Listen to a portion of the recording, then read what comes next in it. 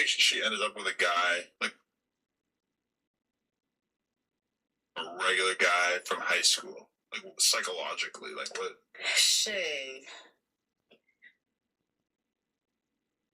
After being with a Meek Mill star rapper. Meek Mill is shitty too. Meek Mill is ugly as. I think that Meek Mill is ugly. Wow, I did not know that was. I think that he's an ugly ass motherfucker. I used to pray for times like this, so I put that. But he's an ugly ass guy. Like, even if you're a Meek Mill hater, it's like, okay, he's still like famous, rich compared to like a normal person. You know. I don't give a how rich and famous you are. If I'm about to see that fucking face every day, I'm gonna have to pull the plug or something. Okay, but I'm just saying, when Nicki Minaj was with Meek Mill, we all got it. Oh, she's with a famous rapper. Makes sense. Yeah, but when we get to Kenny, then when she gets to Big Zoo, it's kind of like, damn, like. I didn't even know his name was Big Zoo. Big Zoo, that's his hood name. But I mean, he's like a street dude, and I think she dated him when she was in high school. Yeah. A bit. And then it just surprised everybody when it's like, oh shit, you get married to a dude that's like straight up off the block. Like, but from my perspective, my read on her is kind of like you only want to be around people that are basically yes men and who are like subservient to you. And obviously, hell yeah, Meek Mill's gonna put up a fight when you act like a bitch more than Big Zoo off the block. Yeah, Kenneth is an ass kisser. He looks like an ass kisser. Bodega. He looked like he would suck her toes and all that good shit. But shit, if she likes that shit, that's on her. I mean, I think that nigga ugly too, but yeah, that ain't my opinion. Why? Did you ever?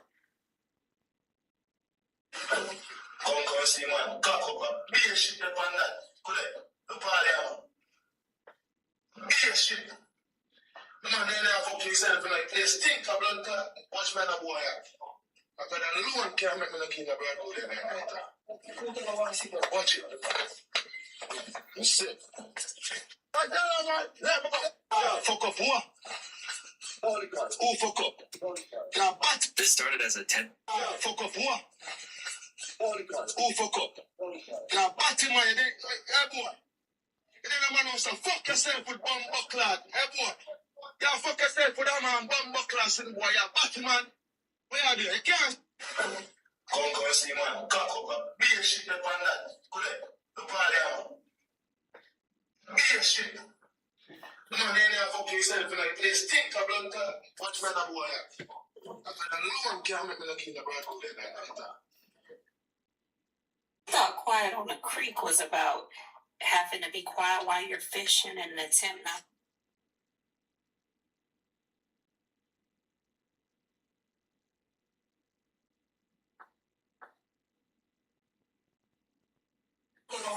This started as a.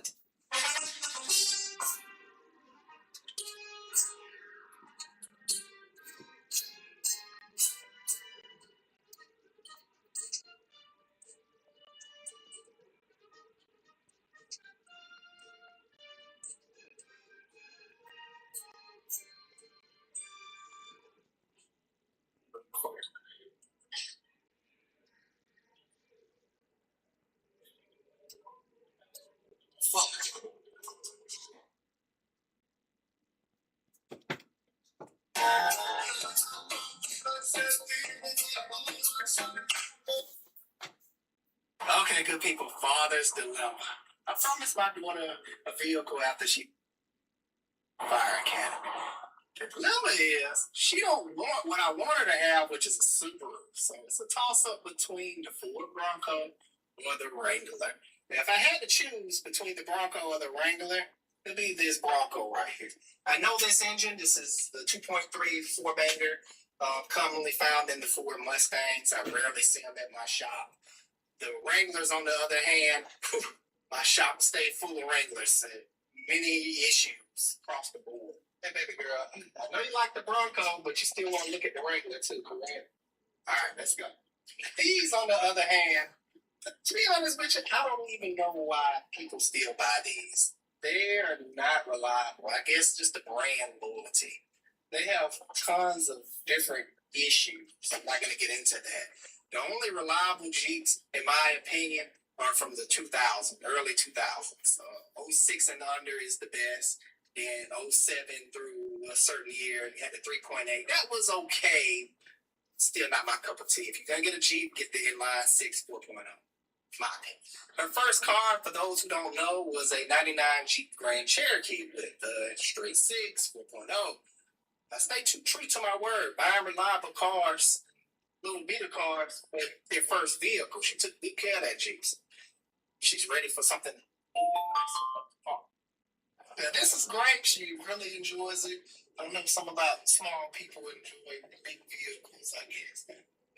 But you know why? Because it doesn't compute in most niggas' mind having the skin of the oppressed and the bank account of the oppressor. That doesn't make sense to niggas. He says in the clip where he's rapping, he goes, he took a check. I ain't even mad at him. But the check that come with that, you gotta sign non-disparaging. Saying that when Colin Kaepernick was going through his shit with the NFL, because, oh yeah, they were trying to fire this nigga for doing a police brutality protest, and he took the settlement. He's alleging that he took a settlement with the NFL, and in that settlement, he had to sign a non-disparaging clause, which means he couldn't say no bad shit about the NFL. Van Lathan confirms in this clip, because he was working at TMZ at the time where they were trying to, Rock Nation was trying to put, like, negative headlines into TMZ and other types of shit because him and Jay-Z were beefing. Colin Kaepernick and Jay-Z. He confirms at the time, they're like, yeah, no, there was nothing that Colin Kaepernick signed as a non-disparaging agreement, and he kept calling out the NFL after. The Kaepernick thing, I want people to know something. That is not true. There was reporting that was done by TMZ. Colin Kaepernick simply never signed anything that stopped him from disparaging the NFL. There is evidence that after Colin Kaepernick settled his employment case with the NFL, that he continued to call out the league and be critical of it. Remember, Colin Kaepernick did a television show where he compared the NFL Combine to a plantation. The chances to me are very low that he got up there and said something that he knew wasn't true about Colin Kaepernick. That's not even the point. The point is, why would you say that in the first place? Yes, the whole non-disparaging. You want to know why? Because he's trying to make it sound like, hey, everyone's hypocritical. Y'all be on Amazon. Y'all be on Meta. Y'all trying to call me out. Y'all like Colin Kaepernick, right? Colin Kaepernick took a cut from the NFL, and he said he gonna shut up now. So who really the one be in control? Because his entire angle of this verse is hypocrisy. Mind you, Colin Kaepernick is paying for Nolan Wells all the time. He's paying for private, the same shit we've been talking about, how niggas is getting hung, and while Pharrell is saying DEI is out the window, let me go do an IDF fundraiser for $60 million and sing happy to these niggas. Right, in the same way that's happening, Colin Kaepernick decided, yo, not only am I going to risk losing my job, yeah, I'm gonna take a settlement, but you're not about to abide by like loyalty to these niggas. I'm gonna still call them out because they, oh yeah, fired me from a job I was good at in the National Football League because black people were getting killed by the cops, and I kneeled silently. And Jay-Z, after going away for years, comes back and says, yeah, I'm gonna diss that nigga because y'all calling me out and y'all need to call him out because you know he's really the one out. Niggas have Are you no fucking victim? No, why are you a perpetual victim, regardless of anything? You know why? Because it doesn't compute in most niggas' mind having the skin of the oppressed and the bank account of the oppressor. That doesn't make sense to niggas. What does that even fucking mean to niggas? What it means, yes, because what it means is this nigga has so much cultural credibility. He used it to. Why the fuck is even the point in doing the boycott shit anyway? Because y'all niggas don't keep it consistent. What is Jay-Z going to do to replace that? No, he's gonna sell his album. He's gonna sell his album. The target where you're supposed to boycott. Yeah. Who's gonna raise their revenue up? Yes. So, and then you brought out Nas and you had this big ass performance, and so the buzz around your name is going to bring profits to them, which is why they signed you up to do the same thing. So you're gonna tell everyone else You they're know controlled. that. But you're not controlled because he knew that. Because he knew that going in, he's actually not controlled. He's the enlightened one who's just doing what anyone else would do. You're so caught. Like, when has hypocrisy ever justified actions? If that was the logic, slavery would be okay. Just because everyone got some slave shit, it's all right. They say that. Well, I mean, really, Allie, I'm the nigga that got off the plantation. Everybody else, they still on there. So why y'all criticizing me? Because I said they not. I just worked with Joe's plantation instead of Bob's. Y'all gonna get mad at me while y'all niggas on the plantation. Don't y'all be wearing cotton clothes? You the overseer. Being Oh my this God. and having the bankroll of the oppressor. Yeah. Because, bro, you caught in two worlds. Yep. So you understand what you're doing is filthy, but you around these filthy ass niggas. Do you have anything on intestinal parasites? Let us introduce you to the Forgotten Home Apothecary, your personal medicinal cabinet packed with natural remedies. Just browse through the pages until you find the remedy you're looking for. Here it is, page 76. On page 76, you'll find... You know why? Because it doesn't compute in most niggas' mind having the skin of the oppressed in the bank account of the oppressor. That doesn't make sense to niggas. He says in the clip where he's rapping, he goes, he took a check. I ain't even mad at him. But the check that come with that, you gotta sign non-disparaging. Saying that when Colin Kaepernick was going through his shit with the NFL because, oh yeah, they were trying to fire this nigga for doing a police brutality protest, and he took the settlement. He's alleging that he took a settlement with the NFL, and in that settlement, he had to sign a non-disparaging clause, which means he couldn't say no bad shit about the NFL. Van Lathan confirms in this clip because he was working at TMZ at the time where they were trying to, Rock Nation was trying to put like negative headlines into TMZ and other types of shit because him and Jay-Z were beefing. Colin Kaepernick and Jay-Z. He confirms at the time, they're like, yeah, no, there was nothing that Colin Kaepernick signed as a non-disparaging agreement, and he kept calling out the NFL after. The Kaepernick thing, I want people to know something. That is not true. There was reporting that was done by TMZ. Colin Kaepernick simply never signed anything that stopped him from disparaging the NFL. There is evidence that after Colin Kaepernick settled his employment case with the NFL, that he continued to call out the league and be critical of them. Remember, Colin Kaepernick did a television show where he compared the NFL Combine to a plantation. The chances to me are very low that he got up there and said something that he knew wasn't true about Colin Kaepernick. That's not even the point. The point is, why would you say that in the first place? Yes, the whole non-disparaging. You want to know why? Because he's trying to make it sound like, hey, everyone's hypocritical. Y'all be on Amazon. Y'all be on Meta. Y'all trying to call me out. Y'all like Colin Kaepernick, right? Colin Kaepernick took a cut from the NFL, and he said he gonna shut up now. So who really the one being in control? Because his entire angle of this verse is hypocrisy. Mind you, Colin Kaepernick just paying for Nolan Wells all the time. He's paying for private, the same shit we've been talking about, how niggas is getting hung, and while Pharrell is saying DEI is out the window, let me go do an IDF fundraiser for $60 fucking million and sing happy to these niggas. Right, in the same way that's happening, Colin Kaepernick decided, yo, not only am I going to risk losing my job, yeah, I'm gonna take a settlement, but you're not about to abide by like loyalty to these niggas. I'm gonna still call them out because they, oh yeah, fired me from a job I was good at in the National Football League because black people were getting killed by the cops, and I kneeled silently. And Jay-Z, after going away for years, comes back and says, yeah, I'm gonna diss that nigga because y'all calling me out and y'all didn't call him out because you know he really the one out. Niggas have Are you no fucking victim? No, why are you a perpetual victim, regardless of anything? You know why? Because it doesn't compute in most niggas' mind having the skin of the oppressed in the bank account of the oppressor. That doesn't make sense to niggas. What does that even fucking mean to niggas? What it means, yes, because what it means is this nigga has so much cultural credibility. He used it to. Why the fuck is this even the point in doing the boycott shit anyway? Because y'all niggas don't keep it consistent. What is Jay-Z going to do to replace that?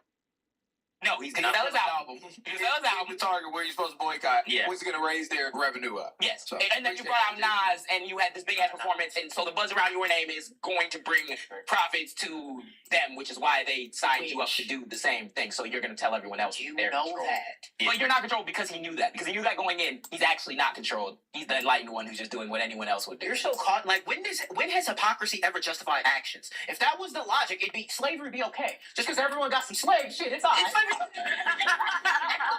say that. Well, I mean, really, Ali, I'm the nigga that got off the plantation. Everybody else, they still on there. So why y'all criticizing me? Because I said they not. I work with I just work with Joe's plantation instead of Bob's. Y'all gonna get mad at me while y'all niggas on the plantation. Don't y'all be wearing cotton clothes? You're the overseer. Being this and having the bankroll of the oppressor. Yeah. Because, bro, you caught in two worlds. Yeah. So you understand what you're doing is filthy, but you around these filthy ass niggas. You know why? Because it doesn't compute in most niggas' mind having the skin of the oppressed in the bank account of the oppressor. That doesn't make sense to me.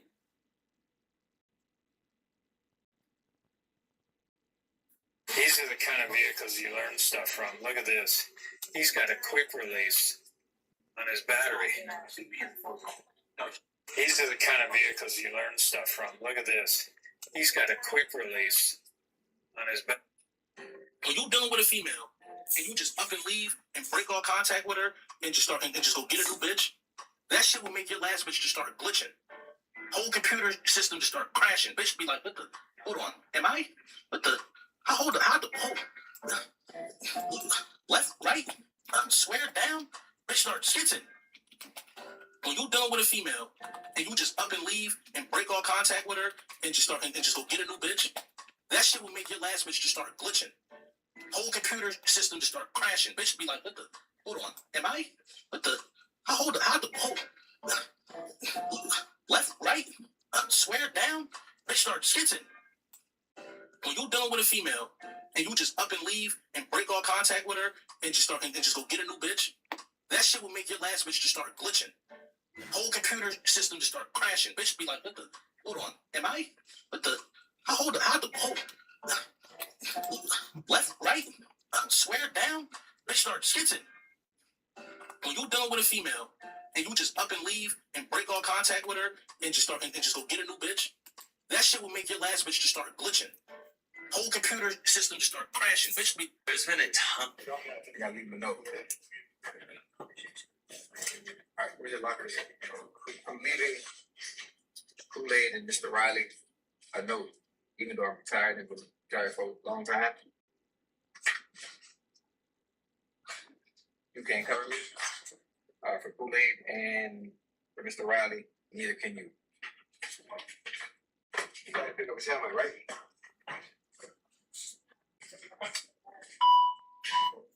You gotta leave him a note. Alright, where's your lockers? I'm leaving Kool-Aid and Mr. Riley a note, even though I'm retired and was retired for a long time.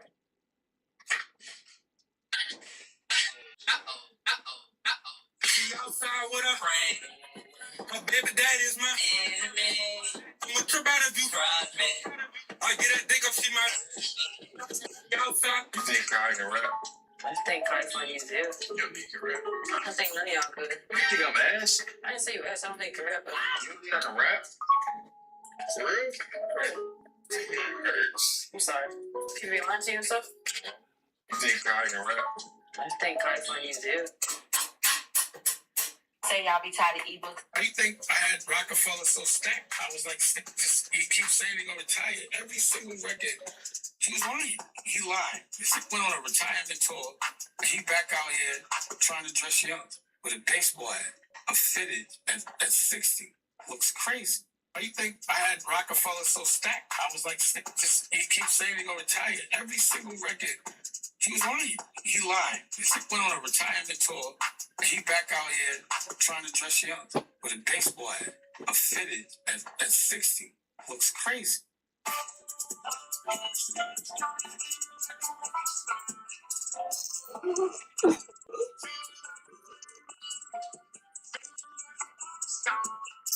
I think I had Rockefeller so stacked. I was like, he keeps saying he's gonna retire. Are you ready? You ready? Go ahead, Ephesians. I'm Eli Manning. I'm nice. Tom Brady's the GOAT. Sight, I beat him twice.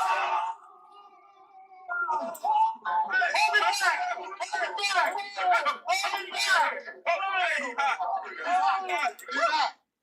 Weeks out from the Boston Marathon, and I'm finding it harder and harder to balance training while also getting the proper nutrition I need to stay healthy. Luckily, I found oats overnight, and it saves me a ton of time and fuels me for a long training day. So here's a typical day of training with oats overnight.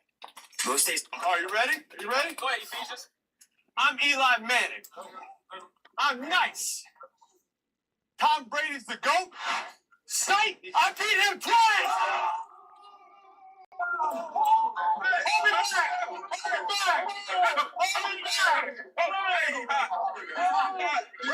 Are you ready? You ready? Go ahead, Ephesians.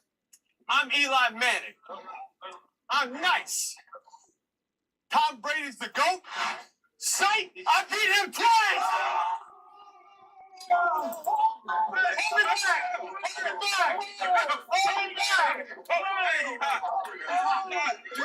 Are you ready? You ready? Go ahead, Ephesians. I'm Eli Manning. I'm nice. Tom Brady's the GOAT.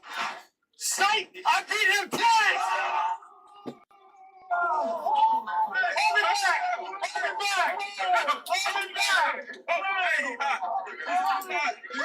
Are you ready? You ready? Go ahead, Ephesians.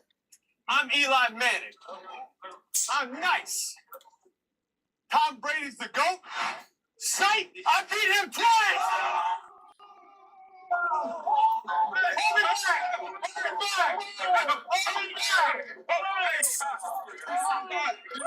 Are you ready? You ready? Go ahead, Ephesians. I'm Eli Manning. I'm nice. Tom Brady's the GOAT. Sight, I beat him twice.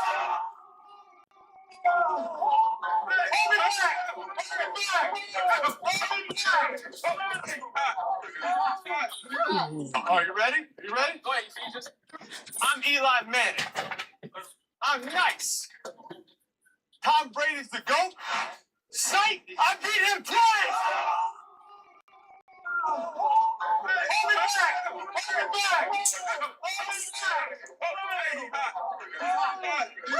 Are you ready? You ready? Go ahead, Ephesians.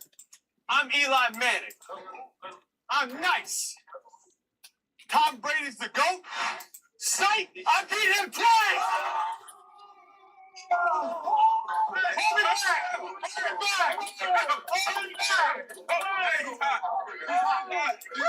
Are you ready? You ready? Go ahead, Ephesians. I'm Eli Manning. I'm nice. Tom Brady's the GOAT. Sight, I beat him twice.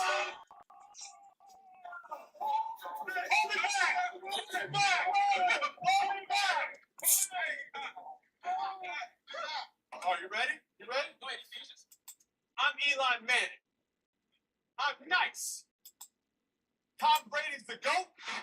Sight, I beat him twice.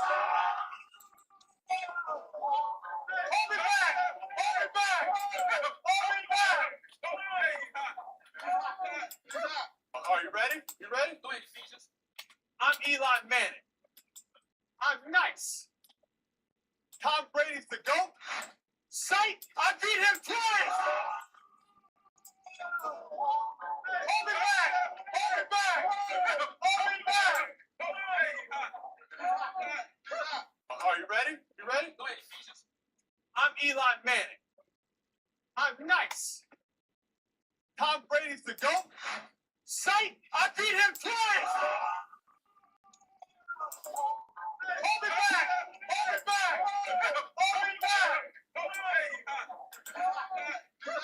Are you ready? You ready? Go ahead, Ephesians. I'm Eli Manning. I'm nice. Tom Brady's the GOAT. Sight, I beat him twice.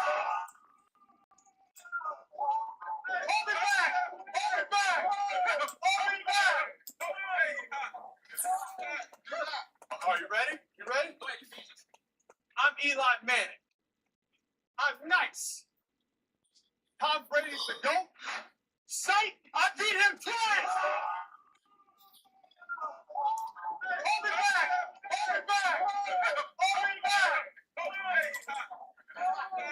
you ready? You ready?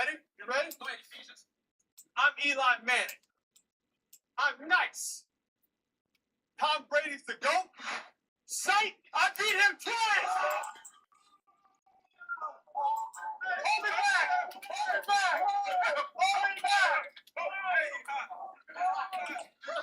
Are you ready? You ready? Go ahead, Ephesians. I'm Eli Manning. I'm nice. Tom Brady's the GOAT. Sight, I beat him twice. A perfect roof is if you're a female and you see me arguing your story tomorrow next, I want to fuck and I need that. I want that. I would never be arguing your story as a friend. I want to get that shit cleared out. I don't want no motherfucking friends. Friends is fake. Fucking is real. You know, I'm just hurting my story, put my application in. You know how when Indeed you just click apply and that shit's in your resume? That's my heart on your story. I'm never hurting your shit as a friend. I'm never hurting your shit because I like the picture. I'm hurting it because I need that. So when you see me hurting your story, I need that. What we doing? Let me know. If you're a female and you see me hurting your story tomorrow next, I want to fuck and I need that. I want that. I would never be hurting your story as a friend. I want to get that shit cleared out. I don't want no motherfucking friends. Friends is fake. Fucking is real.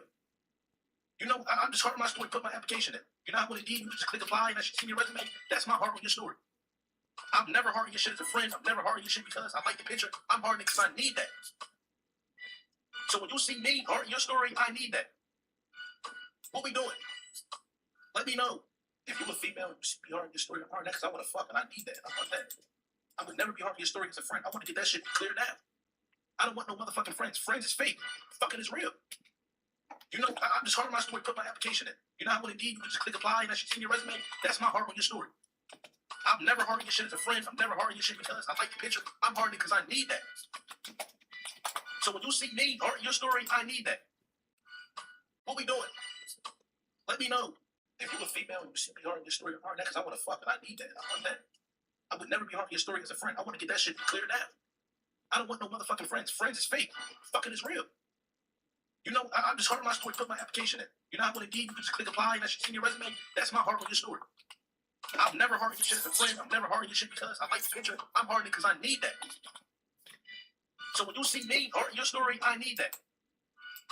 What we doing? Let me know. If you're a female and you see me harding your story, I'm harding that because I want to fuck and I need that. I want that. I would never be harding your story as a friend. I want to get that shit cleared out. I don't want no motherfucking friends. Friends is fake. Fucking is real. You know, I'm just hard on my story, put my application in. You know how when Indeed, you can just click apply and that should see your resume? That's my heart on your story. I'm never harding your shit as a friend. I'm never harding your shit because I like the picture. I'm harding it because I need that. So when you see me harding your story, I need that. What we doing? Let me know. If you're a female and you see me harding your story, I'm harding that because I want to fuck and I need that. I want that. I would never be harding your story as a friend. I want to get that shit cleared out.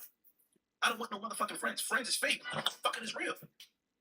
You know, I'm just hard on my story, put my application in. You know how when Indeed, you can just click apply and that should see your resume? That's my heart on your story. I'm never harding your shit as a friend. I'm never harding your shit because I like the picture. I'm harding it because I need that. So when you see me harding your story, I need that. Let me know. If you're a female and you see me harding your story, I'm harding that because I want to fuck and I need that. I would never be harding your story as a friend. I want to get that shit cleared out.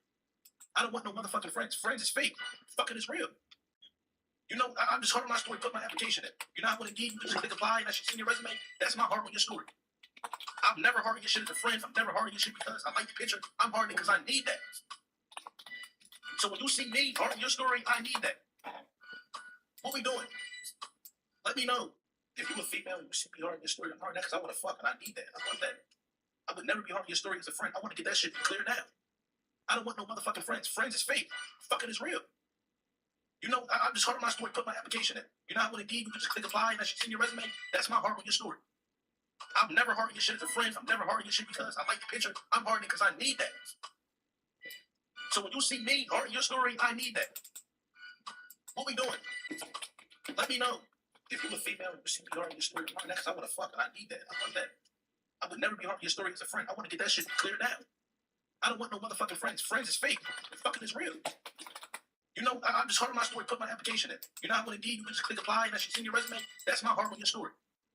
I'm never harding your shit as a friend. I'm never harding your shit because I like the picture. I'm harding it because I need that. So when you see me harding your story, I need that. What we doing? Let me know. If you're a female and you see me harding your story, I'm harding that because I want to fuck and I need that. I want that. I would never be harding your story as a friend. I want to get that shit cleared out. I don't want no motherfucking friends. Friends is fake. Fucking is real. You know, I'm just hard on my story, put my application in. You know how when Indeed, you can just click apply and that should see your resume? That's my heart on your story. I'm never harding your shit as a friend. I'm never harding your shit because I like the picture. I'm harding it because I need that. So when you see me harding your story, I need that. What we doing? Let me know. If you're a female and you see me harding your story, I'm harding that because I want to fuck and I need that. I want that. I would never be harding your story as a friend. I want to get that shit cleared out. I don't want no motherfucking friends. Friends is fake. Fucking is real. You know, I'm just hard on my story, put my application in. You know how when Indeed, you can just click apply and that should see your resume? That's my heart on your story. I'm never harding your shit as a friend. I'm never harding your shit because I like the picture. I'm harding it because I need that. So when you see me harding your story, I need that. What we doing? Let me know. If you're a female and you see me harding your story, I'm harding that because I want to fuck and I need that. I want that. I would never be harding your story as a friend. I want to get that shit cleared out. I don't want no motherfucking friends. Friends is fake. Fucking is real.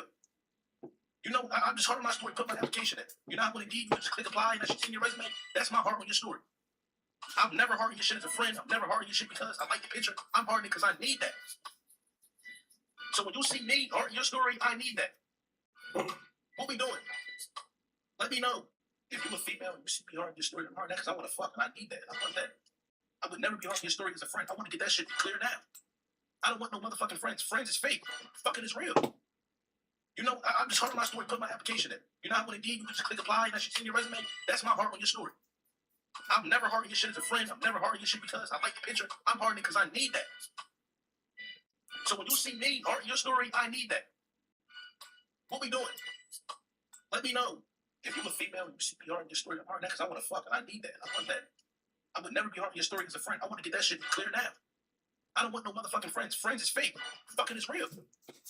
You know, I'm just hard on my story, put my application in. You know how when Indeed you can just click apply and that shit's in your resume? That's my heart on your story.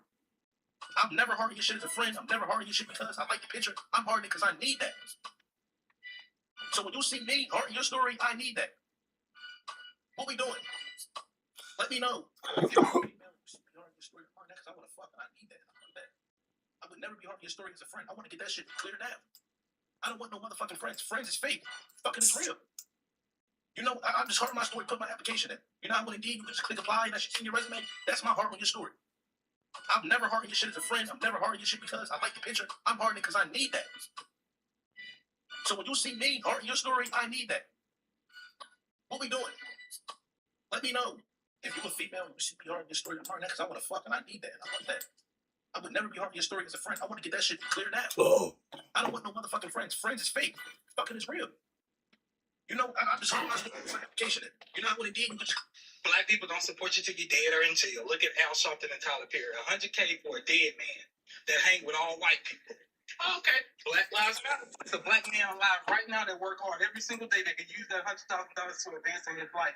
They're not going to give that opportunity to him because it's competition. They're going to give it to a black person so they can play on your emotions for extra support and clout. Black people don't support you till you're dead or in jail. Look at Al Sharpton and Tyler Perry. That hang with all white people. Okay. Black Lives Matter. It's a black man alive right now that work hard every single day that can use that $100,000 to advance in his life. They're not going to give that opportunity to him because it's competition. They're going to give it to a black person so they can play on your emotions for extra support and clout. Black people don't support you till you're dead or in jail. Look at Al Sharpton and Tyler Perry. $100K for a dead man that hang with all white people. Okay. Black Lives Matter. It's a black man alive right now that work hard every single day that can use that $100,000 to advance in his life. They're not going to give that opportunity to him because it's competition. They're going to give it to a black person so they can play on your emotions for extra support and clout. Black people don't support you till you're dead or in jail. Look at Al Sharpton and Tyler Perry. $100K for a dead man that hang with all white people. Okay. Black Lives Matter. It's a black man alive right now that work hard every single day that can use that $100,000 to advance in his life. They're not going to give that opportunity to him because it's competition. They're going to give it to a black person so they can play on your emotions for extra support and clout. Black people don't support you till you're dead or in jail. Look at Al Sharpton and Tyler Perry. $100K for a dead man that hang with all white people. Okay. Black Lives Matter. It's a black man alive right now that work hard every single day that can use that $100,000 to advance in his life. They're not going to give that opportunity to him because it's competition. They're going to give it to a black person so they can play on your emotions for extra support and clout. Black people don't support you till you're dead or in jail. Look at Al Sharpton and Tyler Perry. $100K for a dead man that hang with all white people. Okay. Black Lives Matter. It's a black man alive right now that work hard every single day that can use that $100,000 to advance in his life. They're not going to give that opportunity to him because it's competition. They're going to give it to a black person so they can play on your emotions for extra support and clout.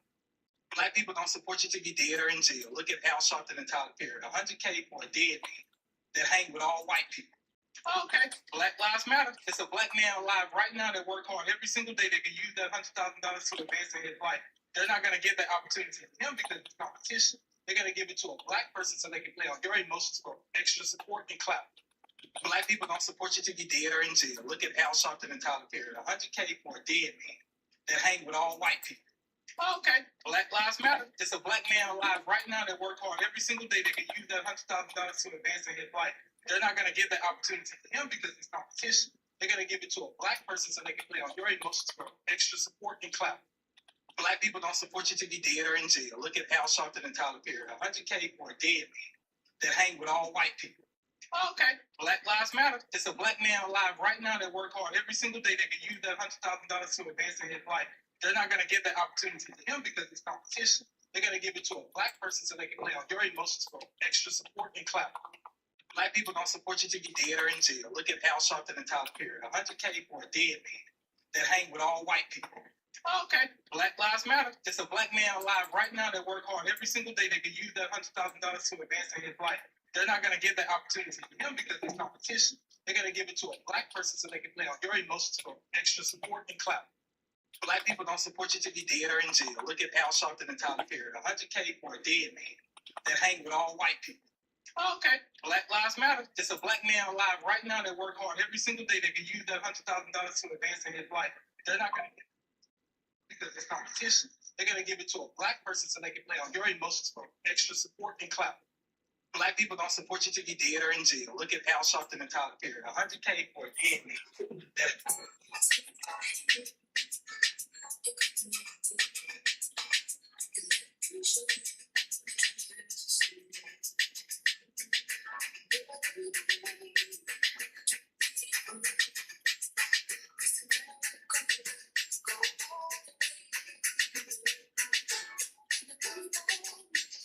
Exact reason why LeBron is reconsidering the Heat, because they're the most prepared team in the NBA.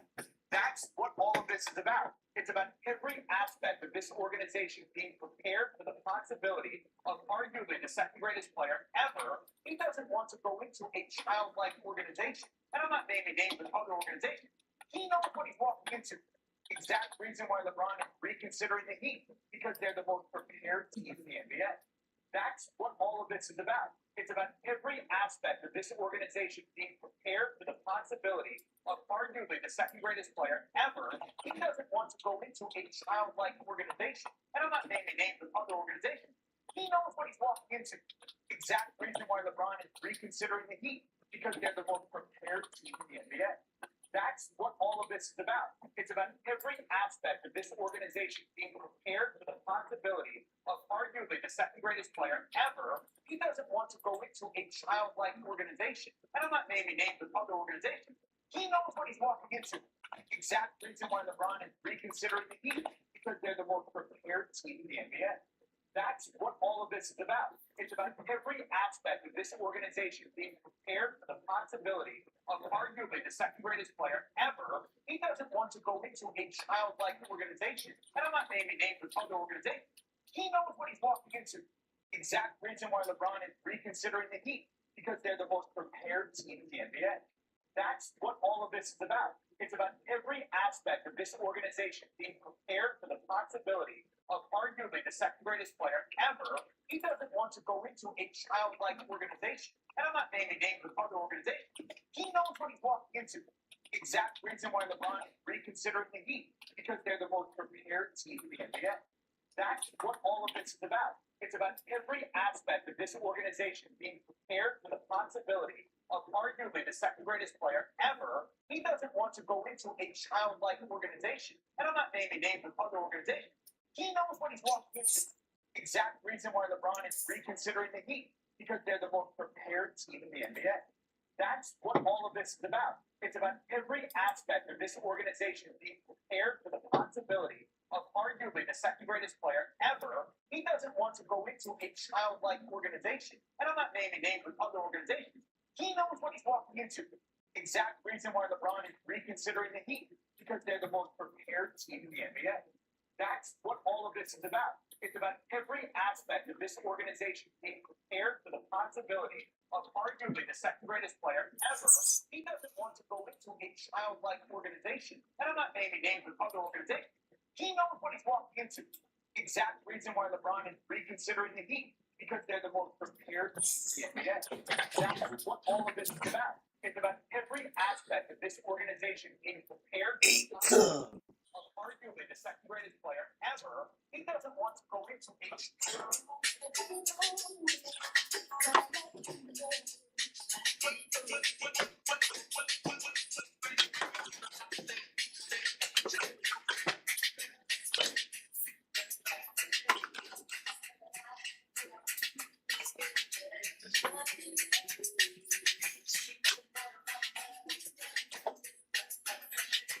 weeks out from the Boston Marathon, and I'm finding it harder and harder to balance training while also being a proper nutrition and stay healthy. Luckily, I found Boots overnight and saves me a ton of time and feels good for a long training. So it's a typical day of training as opposed to the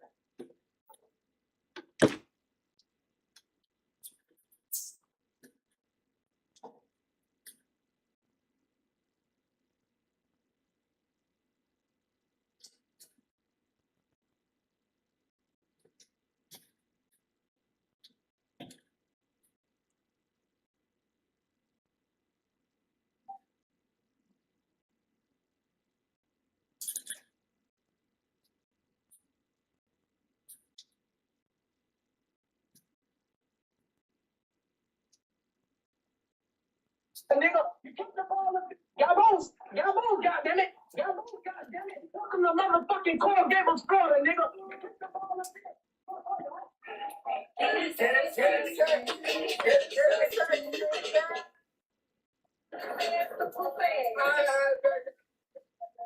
So, what we doing today? What's the word? I don't have money today.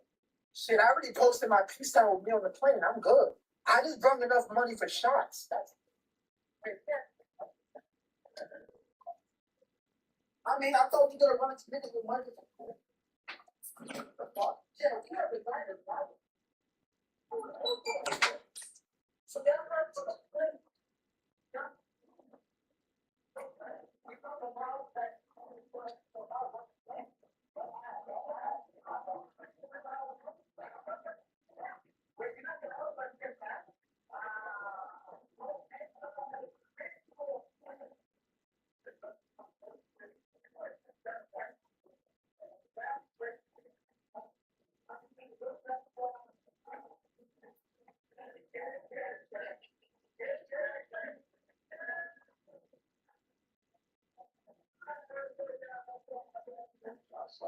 It might be conducive. Just vast caverns that might be the size of whole continents. So, Diana, we're going to make it distinct to the world. Oh, yeah, say that.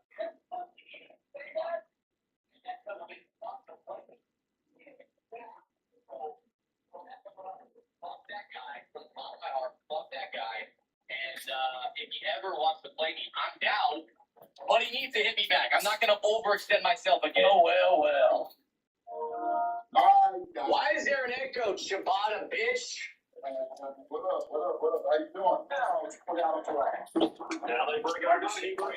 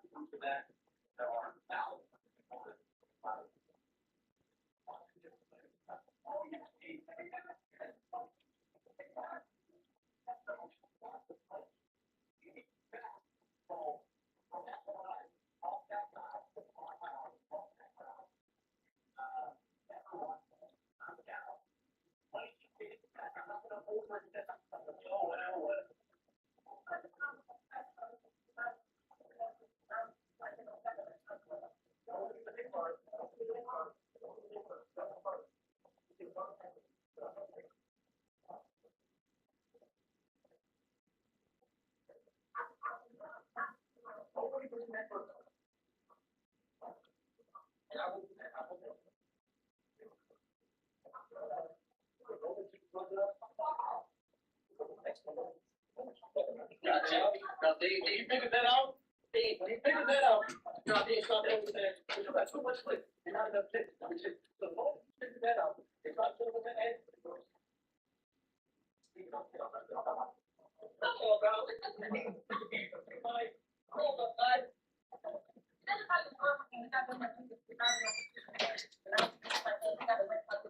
Don't forget the main part. Don't forget the main part. Don't forget the main part. That one part.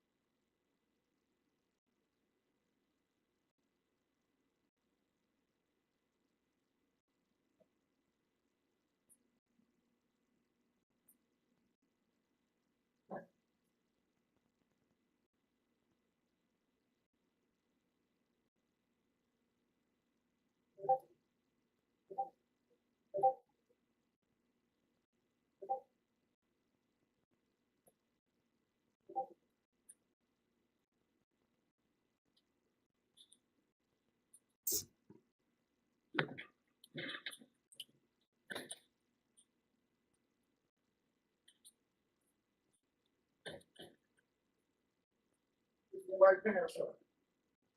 Gloves with white pants on.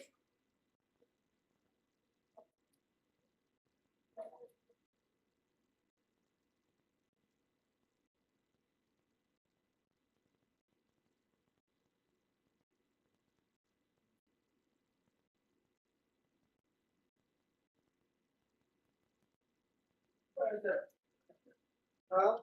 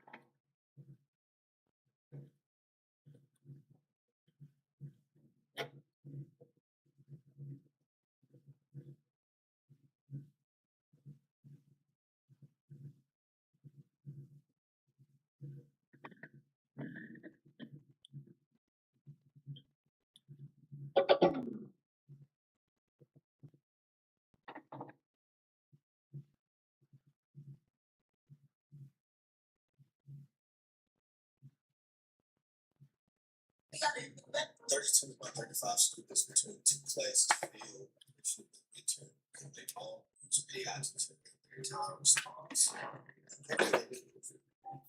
Show y'all how. So this was the place for some students get to but if you copy paste this into this in white ink, I here place the word Madagascar somewhere in the response way that makes sense. But if you uncopy and paste it, you can't see it. So if Madagascar was somewhere in the student's response that did not make sense, I can that they copied and pasted it to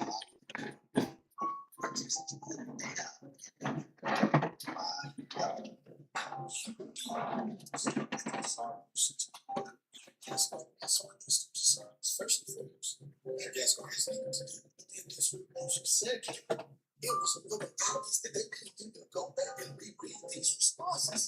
So yeah, 32 out of 35 students for midterm. That's how.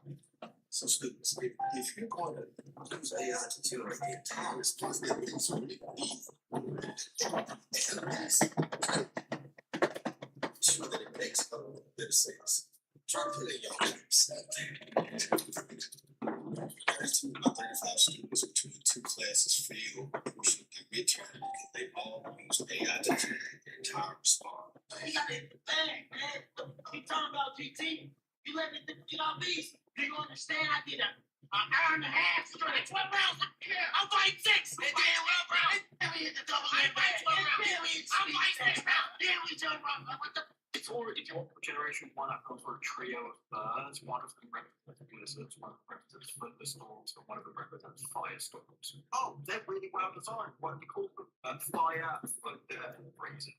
Don't want to spend anything on those names. Oh, I think they're great. Main localization. You got any other legendaries? Yes, I also have a guy I call Mewtwo. Can you just give me a little bit about Mewtwo's weakness? Yes, Mewtwo is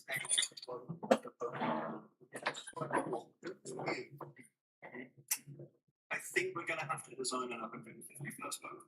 That's not important right now. Let's just move on to Generation 2. I've gone for a bird. Again, this time the Phoenix. I'm thinking he's going to be the guardian of the skies. Okay, and I'm guessing the type of it is fire flying? Yeah, fire flying. It does have a legendary bird. Just as I'm sure it'll be fine. And I'm glad you mentioned the legendary birds. I also mentioned that but this is also really one with a card. Okay, and I'll write down the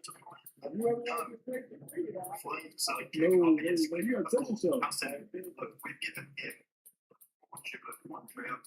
We've given that to the Phoenix as well. Yes, John Brian thought something for that too. I think to show off the fact that that damn 24-gallon engine I got. I got to clean it every damn week. Well, you are a lifesaver, my brother. What you like. Okay, I'll note down the legendary dogs then. No. Legendary cats, just plainly, not cats. They're very clearly cats, and I think you're going to find that people will be calling them the legendary cats. Okay, how about this? We'll call them the legendary beasts, and we just move on. Yes, for Generation 3, I've started with the trio, so it's going to be 3 giants. Each of them are meant to represent like an age that we've gone through. So we've got the Ice Age, the Stone Age, and the Iron Age. Okay, and I've seen that you've named them Reggie Rough, Reggie Steel, and Reggie Ice. Reggie Ice. Yeah, okay, so the naming convention doesn't even last in a single generation. Fine, have you got any other legendaries? I know you have a whole thing that's like the wall between the land and the sea, so I've designed this giant whale to sort of represent the ocean, and also this red thing. Okay, whatever it is, it's called. I'm guessing we're going to have them fight on like the coastline or something like that. No.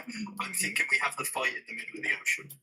Look, we need like a third legendary that stops the fight. And for the last one, I'm thinking the Guardian of the Sky, and it's this giant green snake. You already have a Guardian of the Sky. You quite literally just pitched him to me. Oh, you're right. Maybe just make him the guardian of the atmosphere. Okay, so he's like Earth protector, like protects the Pokemon. Yeah, but he never appears outside of Hoenn, of course. What's his name? Sorry, yeah, his name's Rayquaza. Rayquaza, yeah. No, Rayquaza. That's what I'm saying. Rayquaza. Rayquaza. This is stupid. For Generation 1, I've gone for it. My only question about Shiny Ryan is why it took y'all so long to know that this lady was a nutcase. Because I knew since August 25th of 2024. And let me show you how I knew.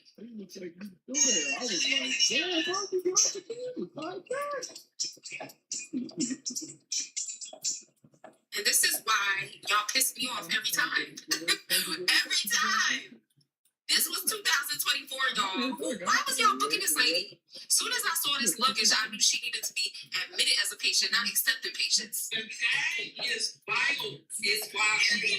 So, my only question about Shiny Ryan is why it took y'all so long to know that. This mini PC can handle pretty much everything you need. This is the Ace Magic Mini PC. It's small enough to fit in my hand and barely takes up any space. It comes From Diamond Jim, the guy's name is Shay. You can see him here squatting. I mean, look at this. 5 plays. 1, 2, 3, 4, 5 plays. I think come on, dude. The guy's a tank. He's absolute house. You can't take that from him. This dude is an absolute one of what he's 50 years old. The guy was crazy weight. He has a crazy physique. Looks like a tank, but he's claiming natural. So this is the physique. You tell me, what does this look like? What am I about to say, brother? He has a typical. Oh, look, that's what the guy had. Look, from Diamond Jim, the guy's name is Shay. You can see him here squatting. I mean, look at this. 5 plays. 1, 2, 3, 4, 5 plays. I think, come on, dude. The guy's a tank. He's an absolute house. You can't take that from him. This dude is an absolute one of when he's 50 years old. The guy is crazy weight. He has a crazy physique. Looks like a tank, but he's claiming natural. So this is the physique. You tell me, what does this look like? These are game shows that absolutely ruin people's lives. And the first one that ruined the most people's lives was Extreme Home Makeover. If you guys didn't remember the show, it was everywhere in the early 2000s to like right around 2010. It finally ended in 2012, but mainly because all those people you saw get the house makeover, only 1 out of 4 families were financially able to keep those homes within a year after the show was over, and almost none of them were able to keep it up long term at all. So the shows were decimating people. They'd give them these nice big houses, they would remodel and remake them. And the bad thing was their property taxes would raise so much that they couldn't afford the property taxes. Not only that, a lot of times with these big house expansions, their utilities would go up, and then more so, since that was considered a gift, if they gifted them a $200,000 makeover, they actually at the end of the year would have to pay taxes on that $200,000 gift, which in California, which is where most of the homes were, that's a luxury tax of around $70,000 to $100,000. Most people didn't have that set in the bank, so they'd have to sell the home just to get out of having to pay these property taxes and everything. They still had to pay them, but at least they could sell the home to use that money to make it, and then they would have to use the profits to buy another small home like they already had before. So now they're just right back at square one. It happened a lot, and this is the most famous family it happened to. This is actually the Harvey family. Now, the Harvey family, this happened to them in 2005 in Michigan, and you've probably heard this story before. The sweet little girl that nominated the cancer ward to get a makeover instead of her own home. And the producer said, "Oh, how sweet." They remade the cancer ward, which is awesome. The hospital can afford that. But then they gave their tiny 1,200 square foot home and turned it into a 6-bedroom mansion. That's what they did. That sounds amazing. And it was for the first, I don't know, like month. Because after the show left, their utility bill went from $400 a month to almost $1,300 a month. And they were not making ends meet that well as it was already. So now you got $1,000 more a month payment. 2, this is the most like weird part about this, is because it was very publicized where it was at, and this gained national attention, people knew where they lived. And because their house got full of like brand new cool stuff, people were literally robbing their house like every other week. Their house got broken into so many times, and they could not afford security kit systems. Because like I said, they're barely making it by. They have this huge utility payment now. And then at the end of the year, their property tax was quintuple what it was the year before. They could not afford it, and then less than 1 year of getting that dream mansion, they had to sell it. And because of the gift taxes and everything else, they essentially made no money. It's It's great. They just went through, they said, one of the worst financial burdens of their entire life. They got a really cool house to live in for less than a year, but they said the struggle and the burdens of having to figure out how to get out of this thing was not worth it at all. Arlene Nicholas was another famous one to her prom. I turned some of the places out of shape. You doing with a shorty, right? And y'all like a couple of months locked in. Like how, like, is there any way a bitch could come to a nigga and ask him for like funds without it look like he begging, or like that's strictly something like a guy gotta? No, of course, if we fucking like if I'm fucking with you, we fucking that. Yeah, oh man.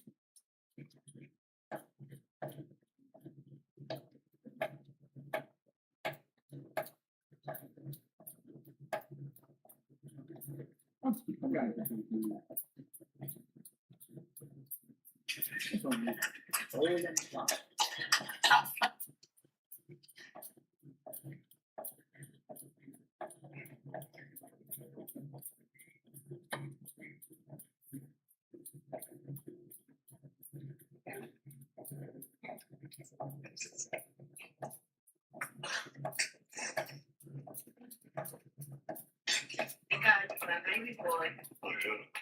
You know.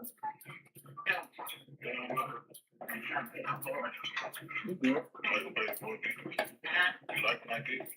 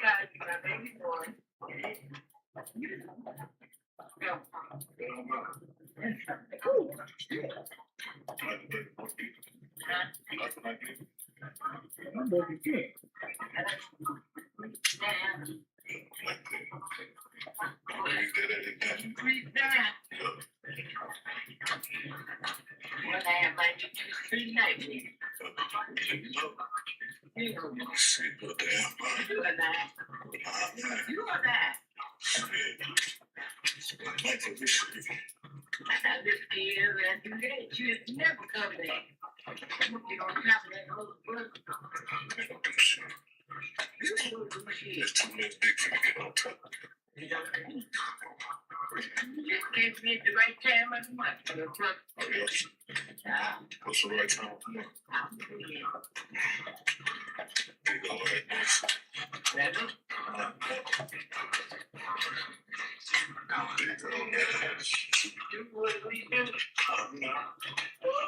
Like this. I'm gonna get those legs.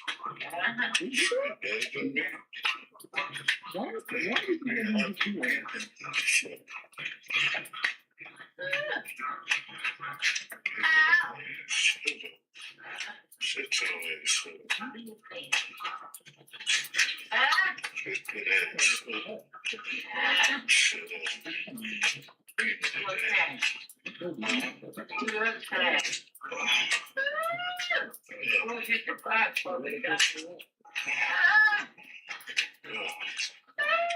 some good ass up, good ass. That's what you do.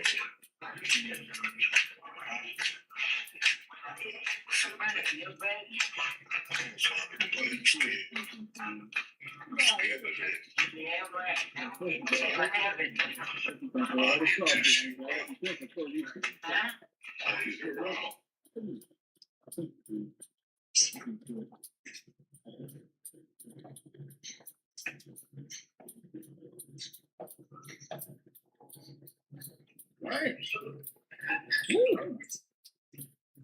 Wow.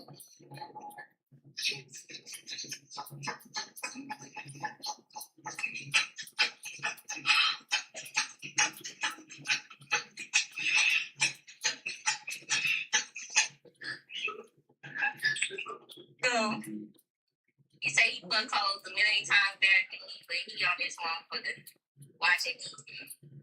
He on this motherfucker. Good job, Bob.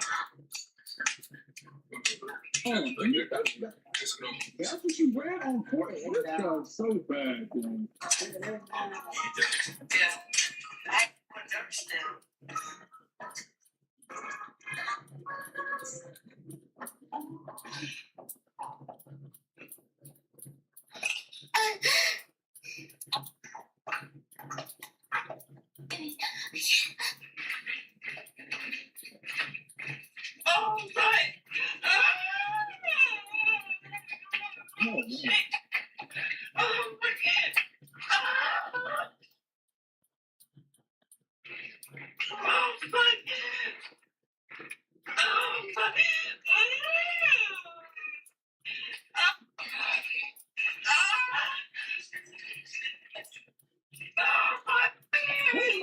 after that. Well, no, but we gonna jump that damn path. Like, that's me. We need to become faster.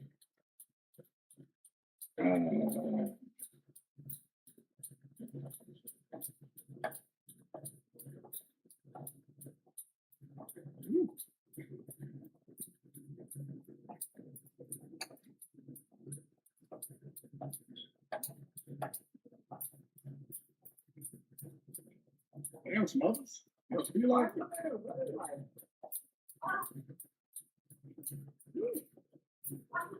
If that was Lee, he was out of there. What was Lee at? God, Lee gonna get skinny.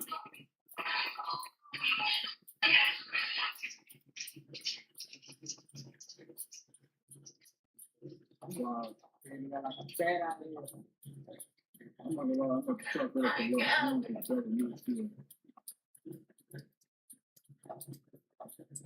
Hell yeah, man. That's it. I'm gonna chalk that up to luck. That was not skill. You got lucky. Hey, that was not skill, boy. You got lucky, boy. I knew it. Oh, no, boy. What do you mean, hurt you? You were right by me. What was your number? No, you didn't. You didn't make me cut up. I cut up. No.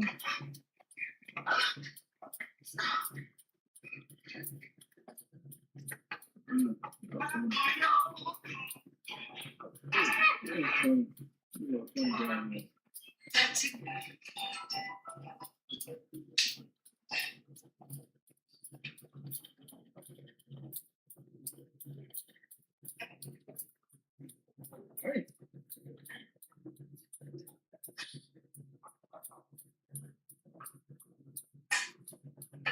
McGinnis, what's good, McGinnis?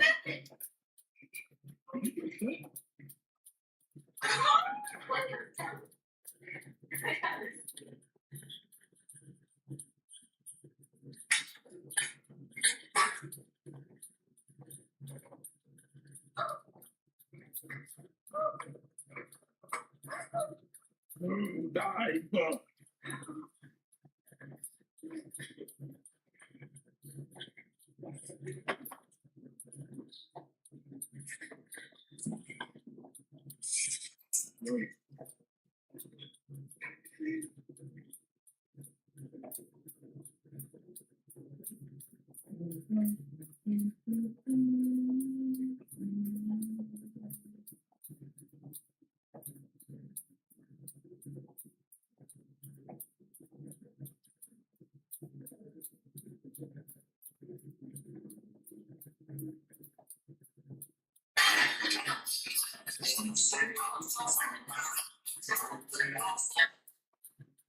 The fact that you do that is insane.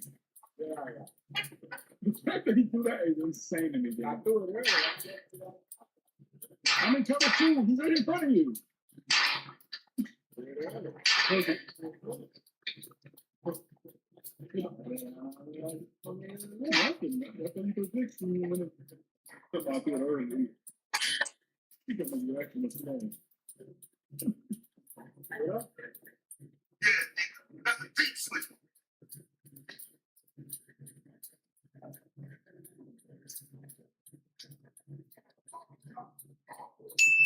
Sha'Carri Richardson is the king of track and field.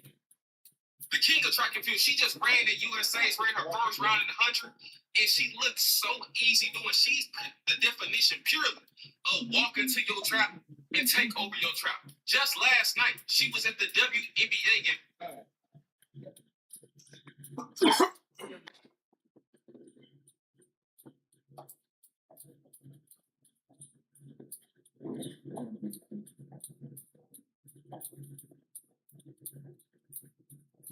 Hit one. He went on for he got it. It's bloody tough.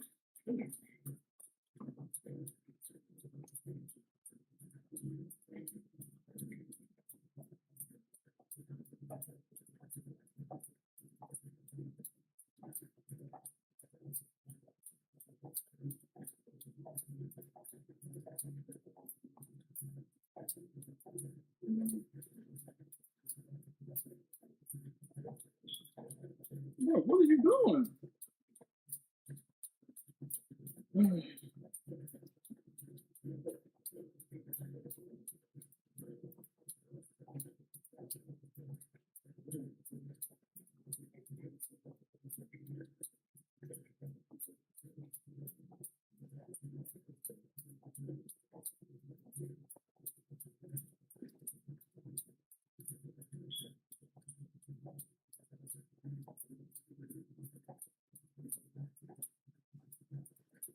Look, I don't know what you're doing.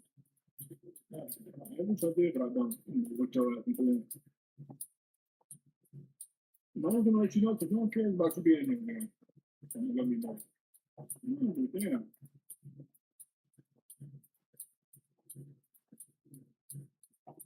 Look.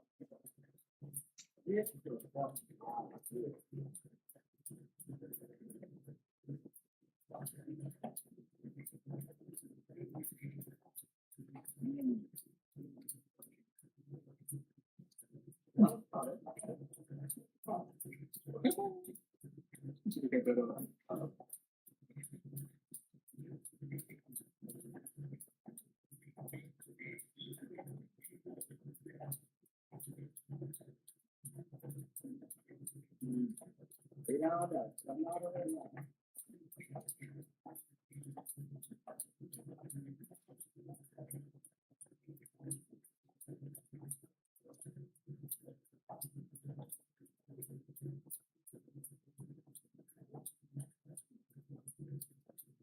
Wing go. 897 speed, boy. It ain't Washington now. That's not Washington. It's not Washington. I told you, boy. If you don't back the boys up, we're going over the top ski. We ski. What a God, Archibald. Yeah,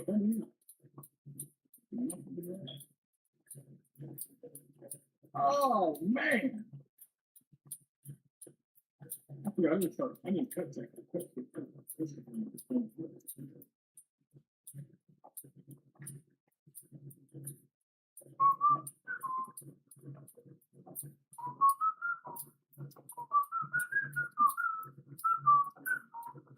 I'm doing it water coming out.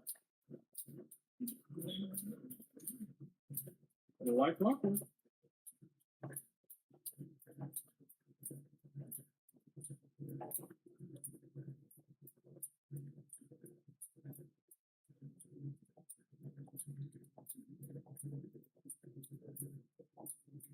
Oh, you're trying to get in ball. You're going to give nobody else one. Yeah.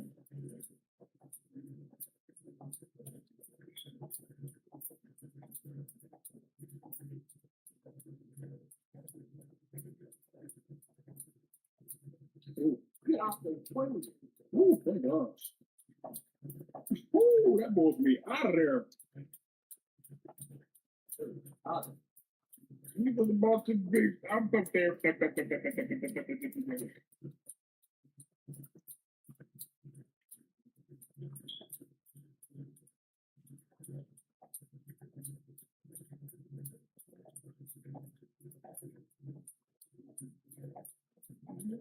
Exactly, bro. What am I doing?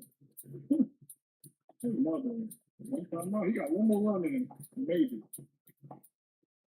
I don't know why he not make that long.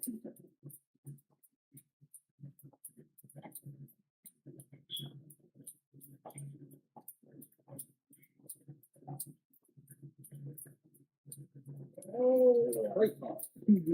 Great ball. Oh, man.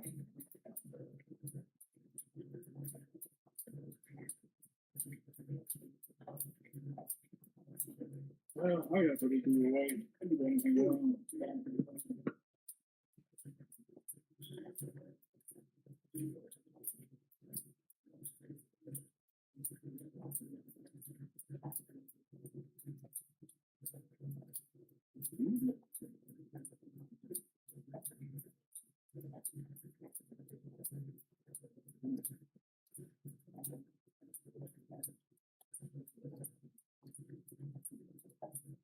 thing. What you got?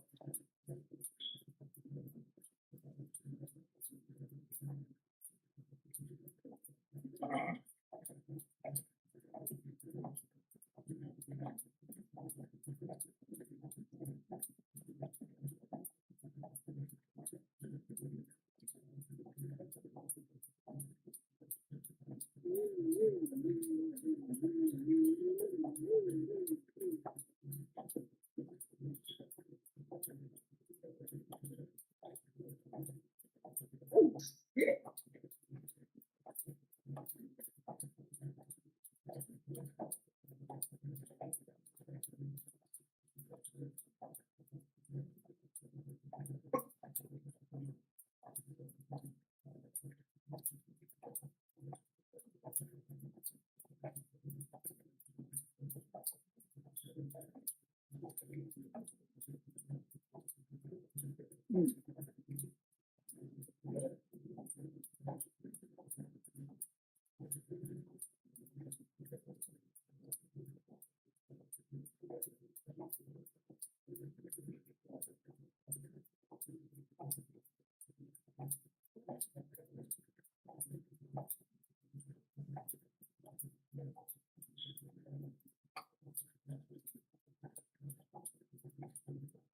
Ooh, other team.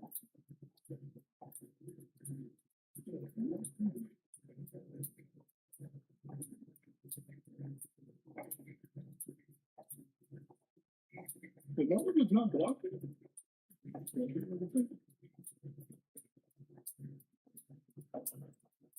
And back, and back.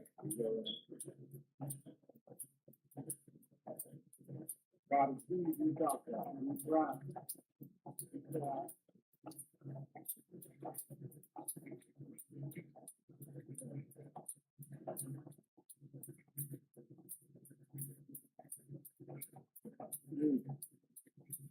Wow.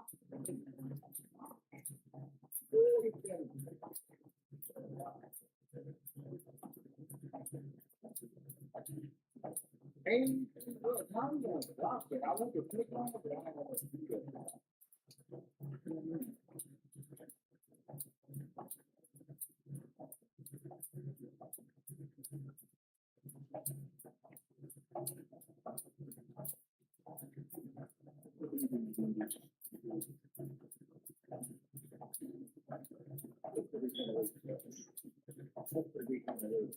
Looks like you're over there.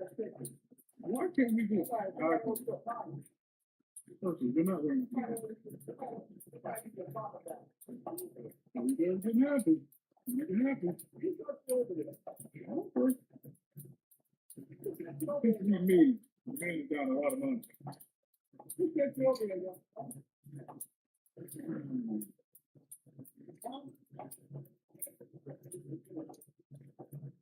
Oh, that's the bucket. Hold on. You guys are funny.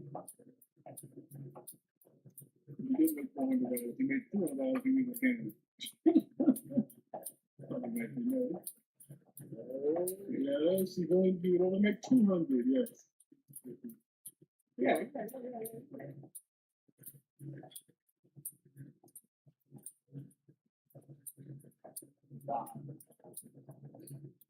But you're not going to dance. It's all right.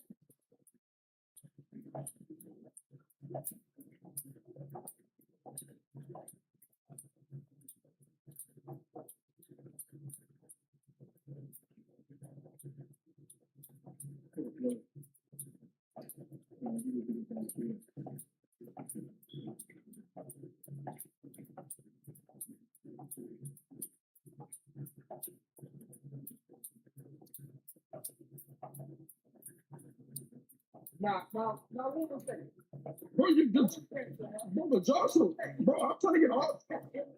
Percy, I'm really trying to get off of you. Yeah, I'm telling you, I'm trying to get off of you. Percy, I'm trying to tell you, the Joshua, but you're not living. Percy, no, you're literally holding me, gang. I'm just telling your ass, gang. Like, I wasn't able. Look at that, they're holding me, gang. I can't, I'm trying to get off of you. You're holding me, bro. Like, you're literally holding. Yes, I'm holding, bro. That Josh is nice and all, but damn, like, jeez. I'm trying to get, bro.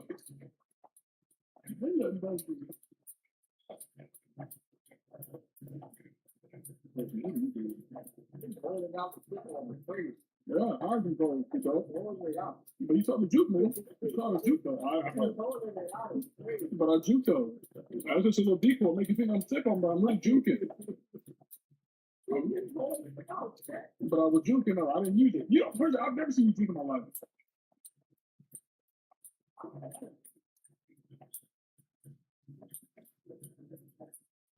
All right, come on. Hold it out. Hold it out.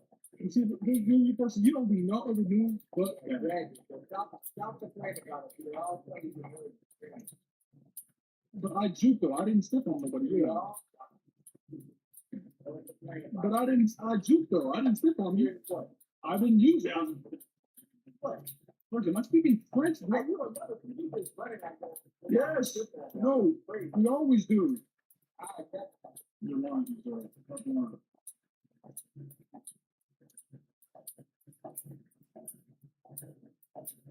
I better get washed it, bro.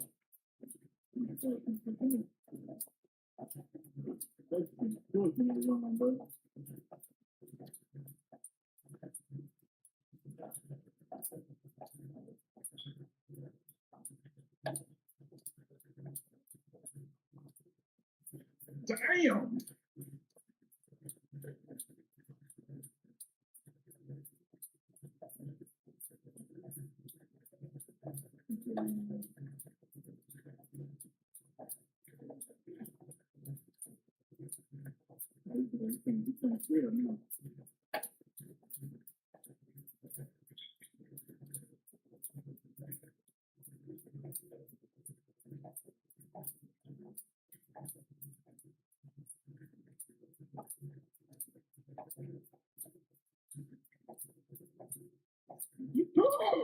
Bro, I'm pressing away! Oh my gosh, bro. Oh, they gotta get that after game. Bro. I'm pushing on. That's crazy. Oh,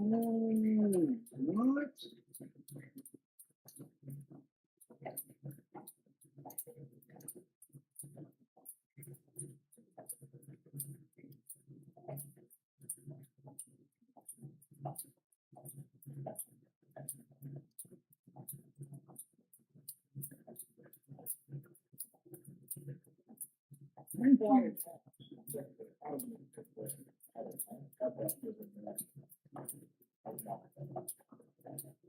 What you saw was a man watching the bed. Bro, I said I thought you said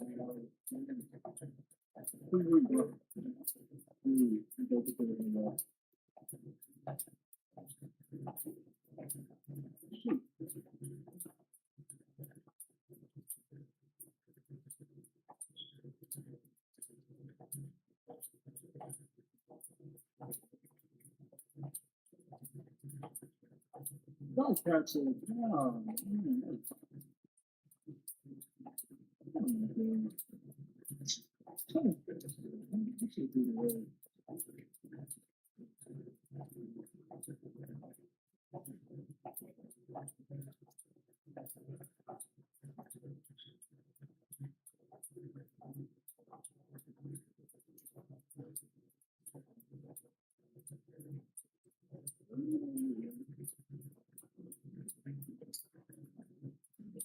Well, maybe they can slow it down instead of people that lock in. They're not doing it. Leading the big bro. Ooh. You know, they're doing good, though. I'll give you that. I'll give you that first. You're not looking at this.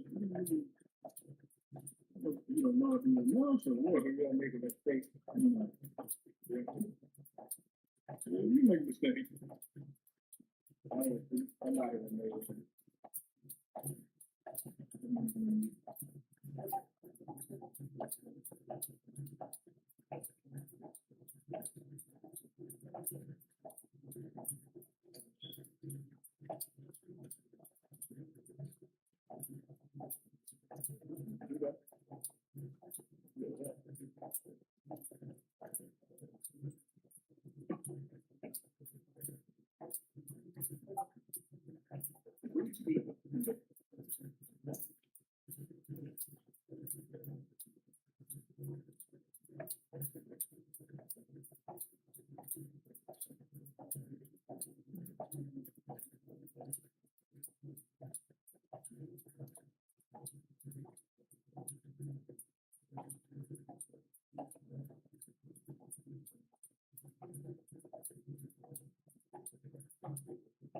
know, you just can't tell. Hey, you just cannot touch, man.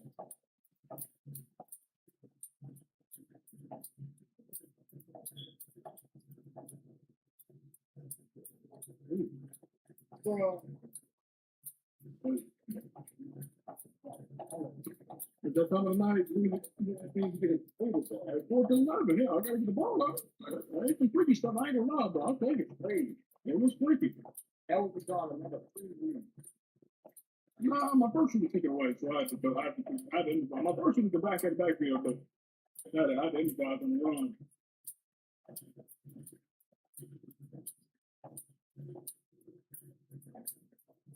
All right, I'm winning. I forgot what to do.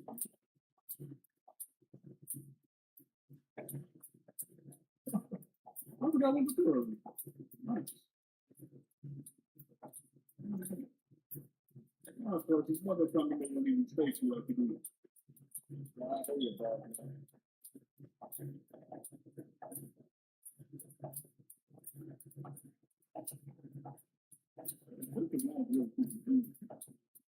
Yep, about it. Of course, I told you she stick is not bad. Yeah, she stick is thick, gang. I'll say that back. Me, I'm him. I'm the problem. I'm the guy. What you worried about?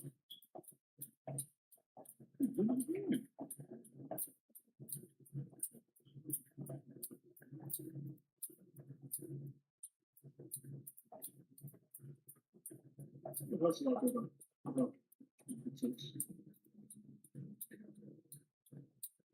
No, sir. We're gonna take it 2 years, man. You're not feeling the money.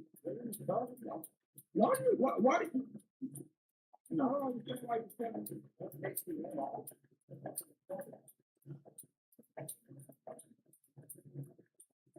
boy, some blocks, I'll tell you. First, you got this funky ass connection there. Yeah.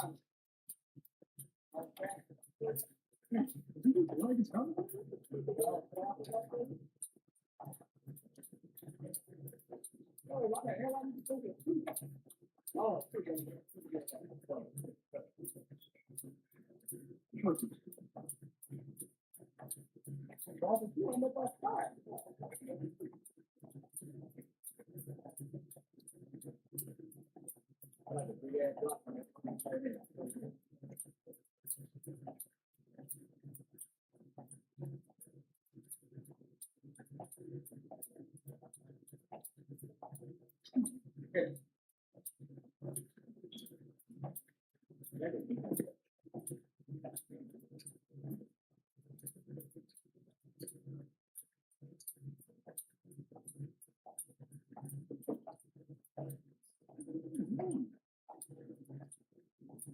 why you running that Boston like you know, to me, look, I swear, like, dang.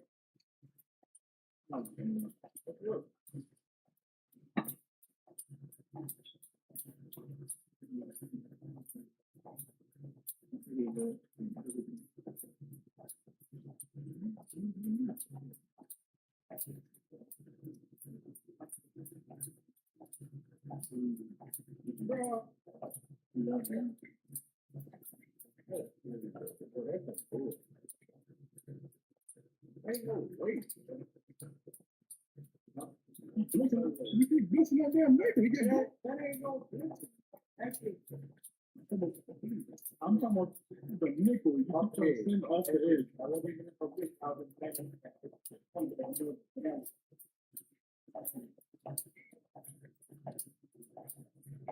get out of man. That's your fault. You're on someone make coverage. Nice defense. Oh, I think it's too good. You actually just passed.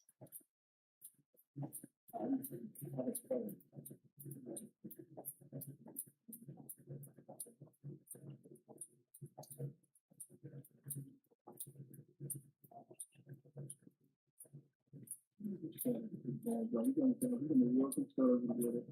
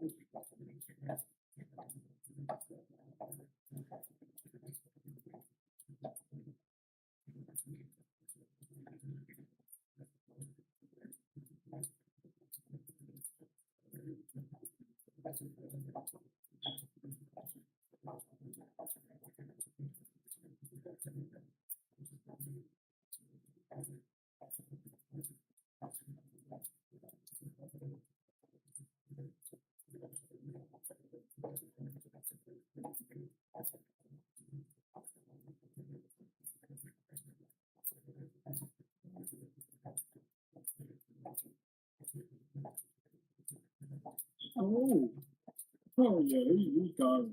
I got the tired too. He got tired. I gotta be.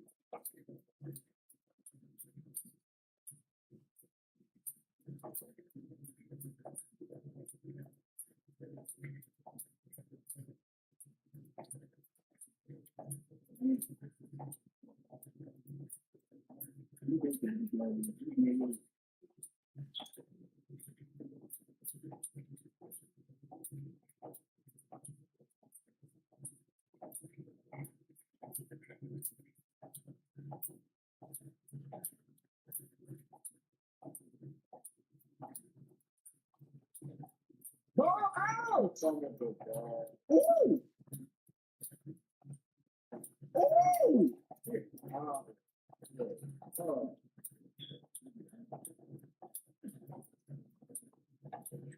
They're not letting like that, dude. Turn that boy TV off. God, wait. Oh, they turn that man TV off. Oh, he got burned.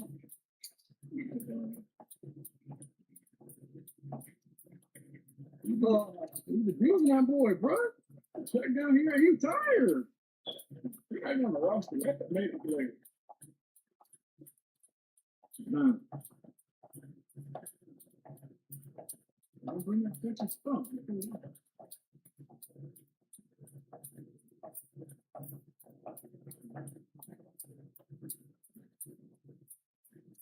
Ain't over here.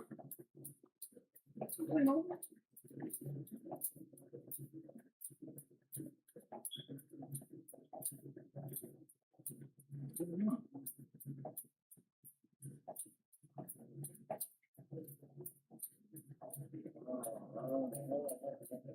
Oh.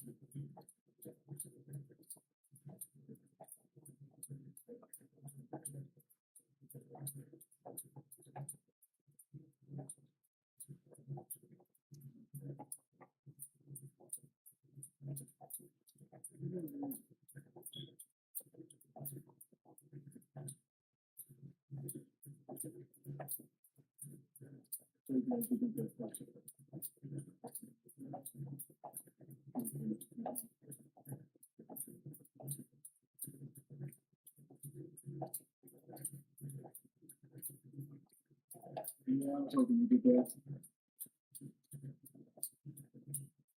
I was hoping you did it.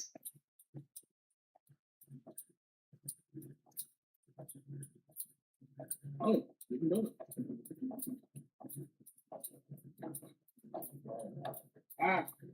Rough day at the office, huh, person? Call that operator back and tell. What the hell? Oh, call that operator back and tell him Percy's coming back to the station. Over and out. 10-4. Percy's coming back to the station with no goods. What makes him say?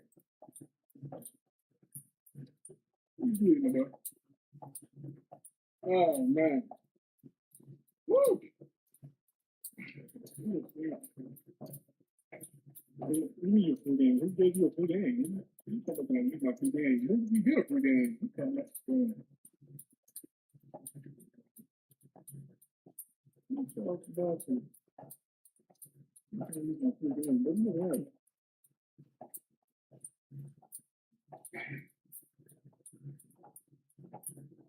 Oh man, it's a good screen, good screen. Next time when I might not be. I'll be on the wall because I got a recording. I got a collab. We got a collab. Like just be picking up. So I'm not gonna be on the wall, but if I am, I'm gonna wait. So, we can talk to in just to play. Gabe, Block. We can talk boys and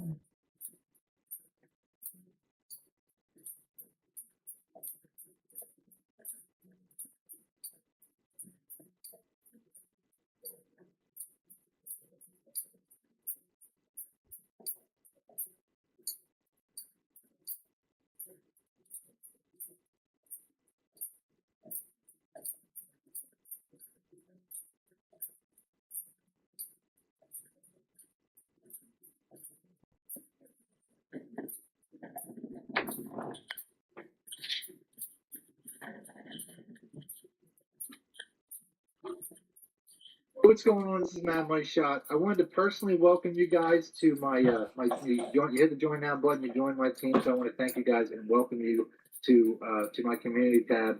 Other than that, as the season goes on, you'll be able to come here. Hopefully 3 or 4 times a week I'll have updated content, new content, as well as extra plays on all my schemes. But more importantly, all the full breakdown videos of all the playbooks that I'm going to do are going to be found here. I'm hoping to do all 32 teams, offense and defense, although defense there might not be as much needed because they don't change as much as offensive books do. But you're gonna be able to find that all right here in the community tab. So make sure you're checking back in periodically. Like I said, 3 or 4 times a week I should have a new upload on here. And that's it. Other than that, like I said, thank you so much for joining.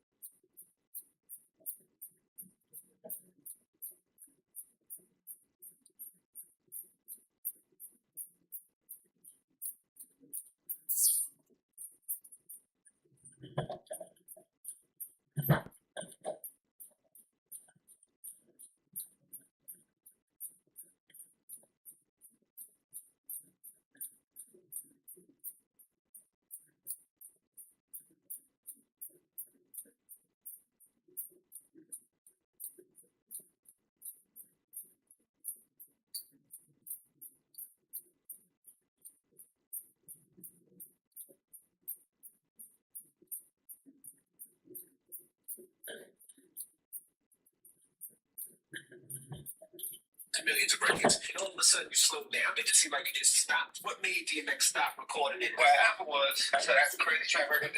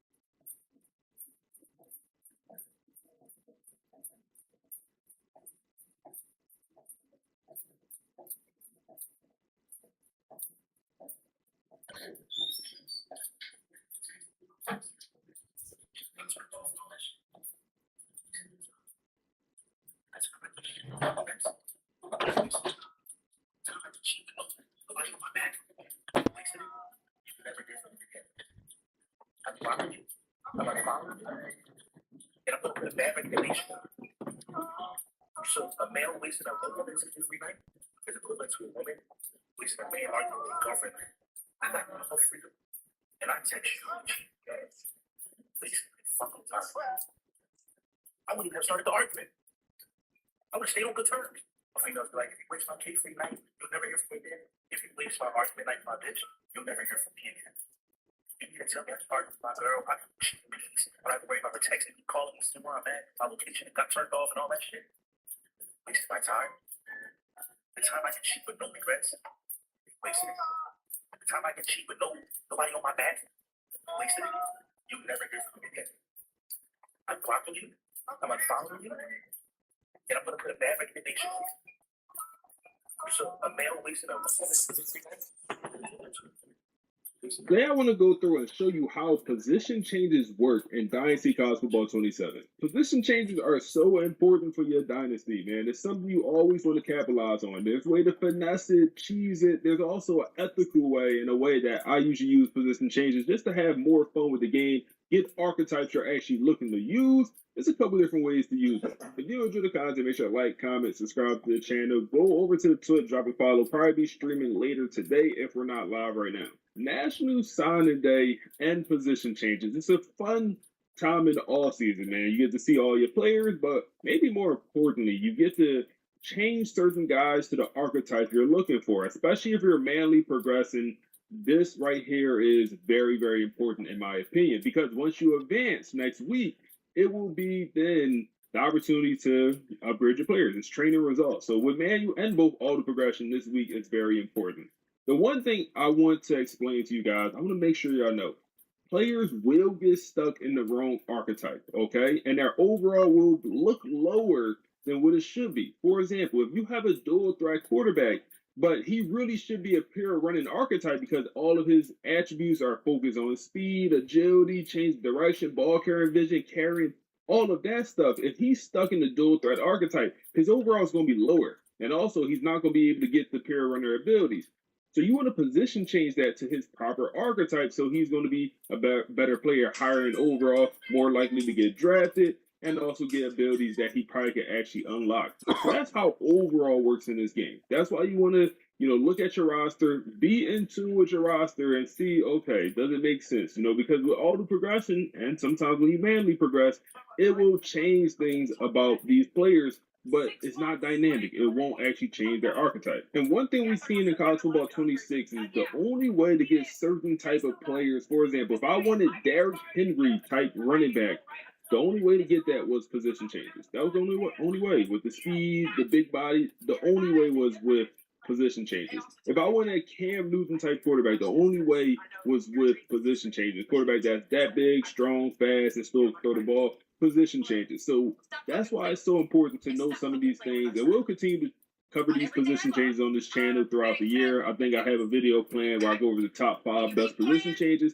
Stuff like that is super valuable to know. So one of the first tips I want to show you guys is position changes do have an impact on skill caps. It depends where you move them though. Right here we have a corner. Right now Chuck has 10 total skill caps in the same exact categories. You see it bottom right of your screen, 10 of that, okay? And notice what categories they're in. If we move this guy over to safety, he'll turn into a hybrid safety. His overall will go up. He's currently a zone corner. When you move him back to corner, his archetype might change, but you'll notice something interesting about his skill cap. Let's come over here to Chuck. Let's move him back over to the quarterback position. He does change into a different archetype and his overall goes up. Guess what? That's the example I just mentioned where guys get stuck in the wrong archetype. And then their overall suffers. So now he went up 2 overalls, come back over here to the corner. He's now listed as a boundary. Well, did his skill caps change? They did not. He still has exactly 10 skill caps in the same exact places. Come over here and look.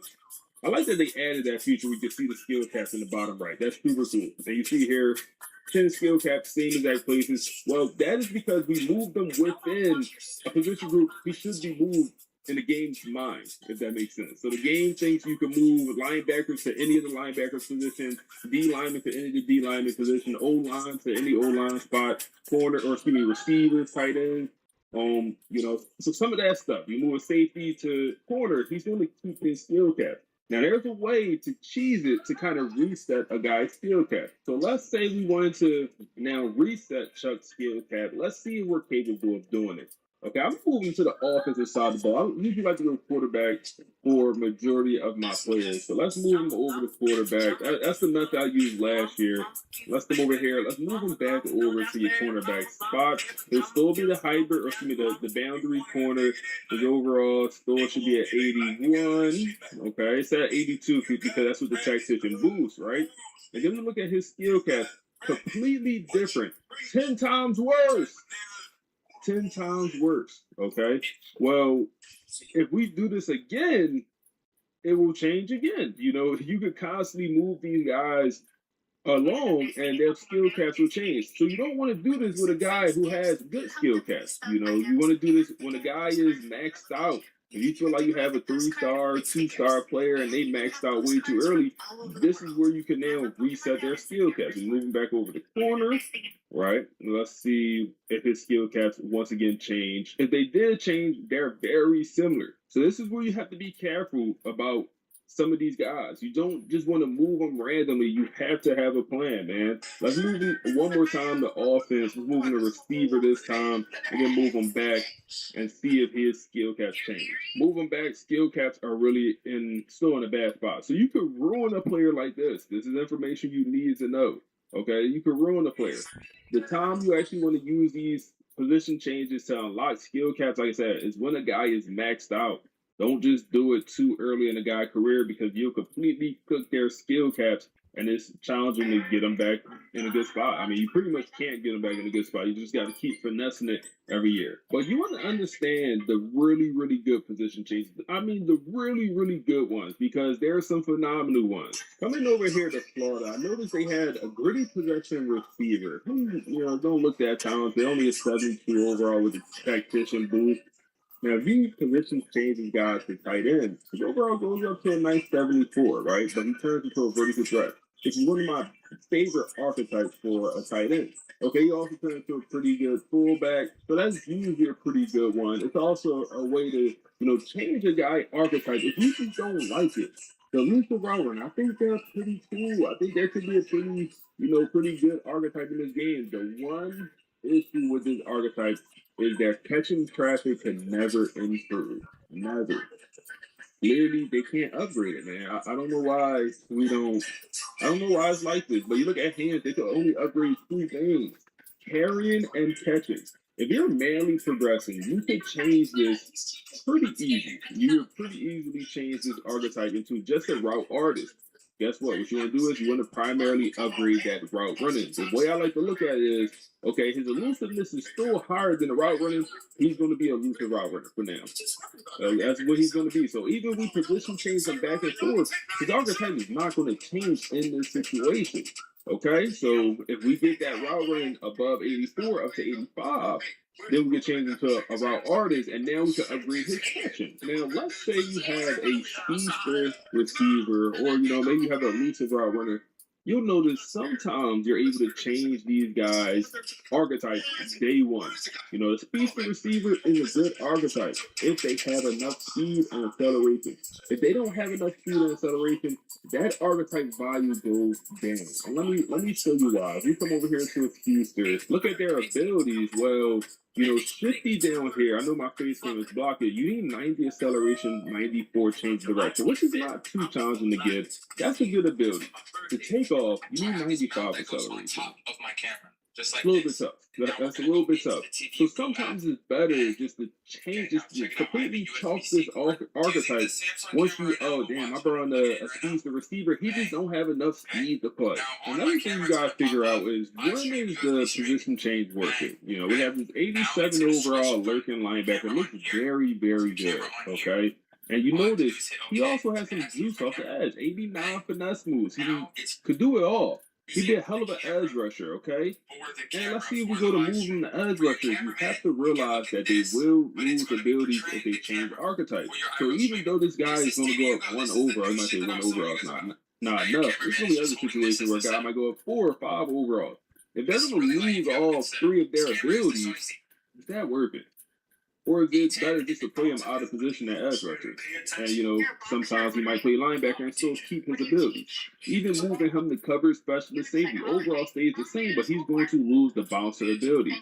So those are decisions you have to make, man. Just understand that they will lose physical abilities if that archetype changes. Now, you can also use that to your advantage. Let's see, we have a hybrid safety, and let's say we want to change him to a different archetype. Now, if we change him over to the other safety spot, he's now going to turn into a coverage specialist. But he's going to lose all 3 of his abilities, right? Now, we move him over to field corner. I think field corner gets some of the best abilities in the game for a defensive back. So do coverage specialist. So I might be more willing to move him over to safety to get the coverage specialist or the other safety spot to get these abilities that the coverage specialist gets. So none of his attributes are going to change.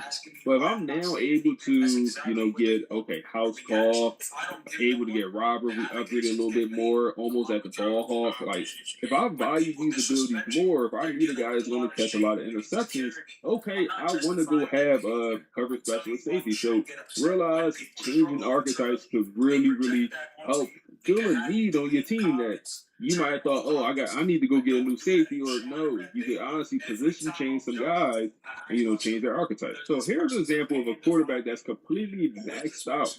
Okay, skill caps you cannot get any better, but he has, another year of progression. Like, he's not going to upgrade anything here because his skill caps are maxed. Well, you can position change him. Now, he's going to lose those 3 abilities.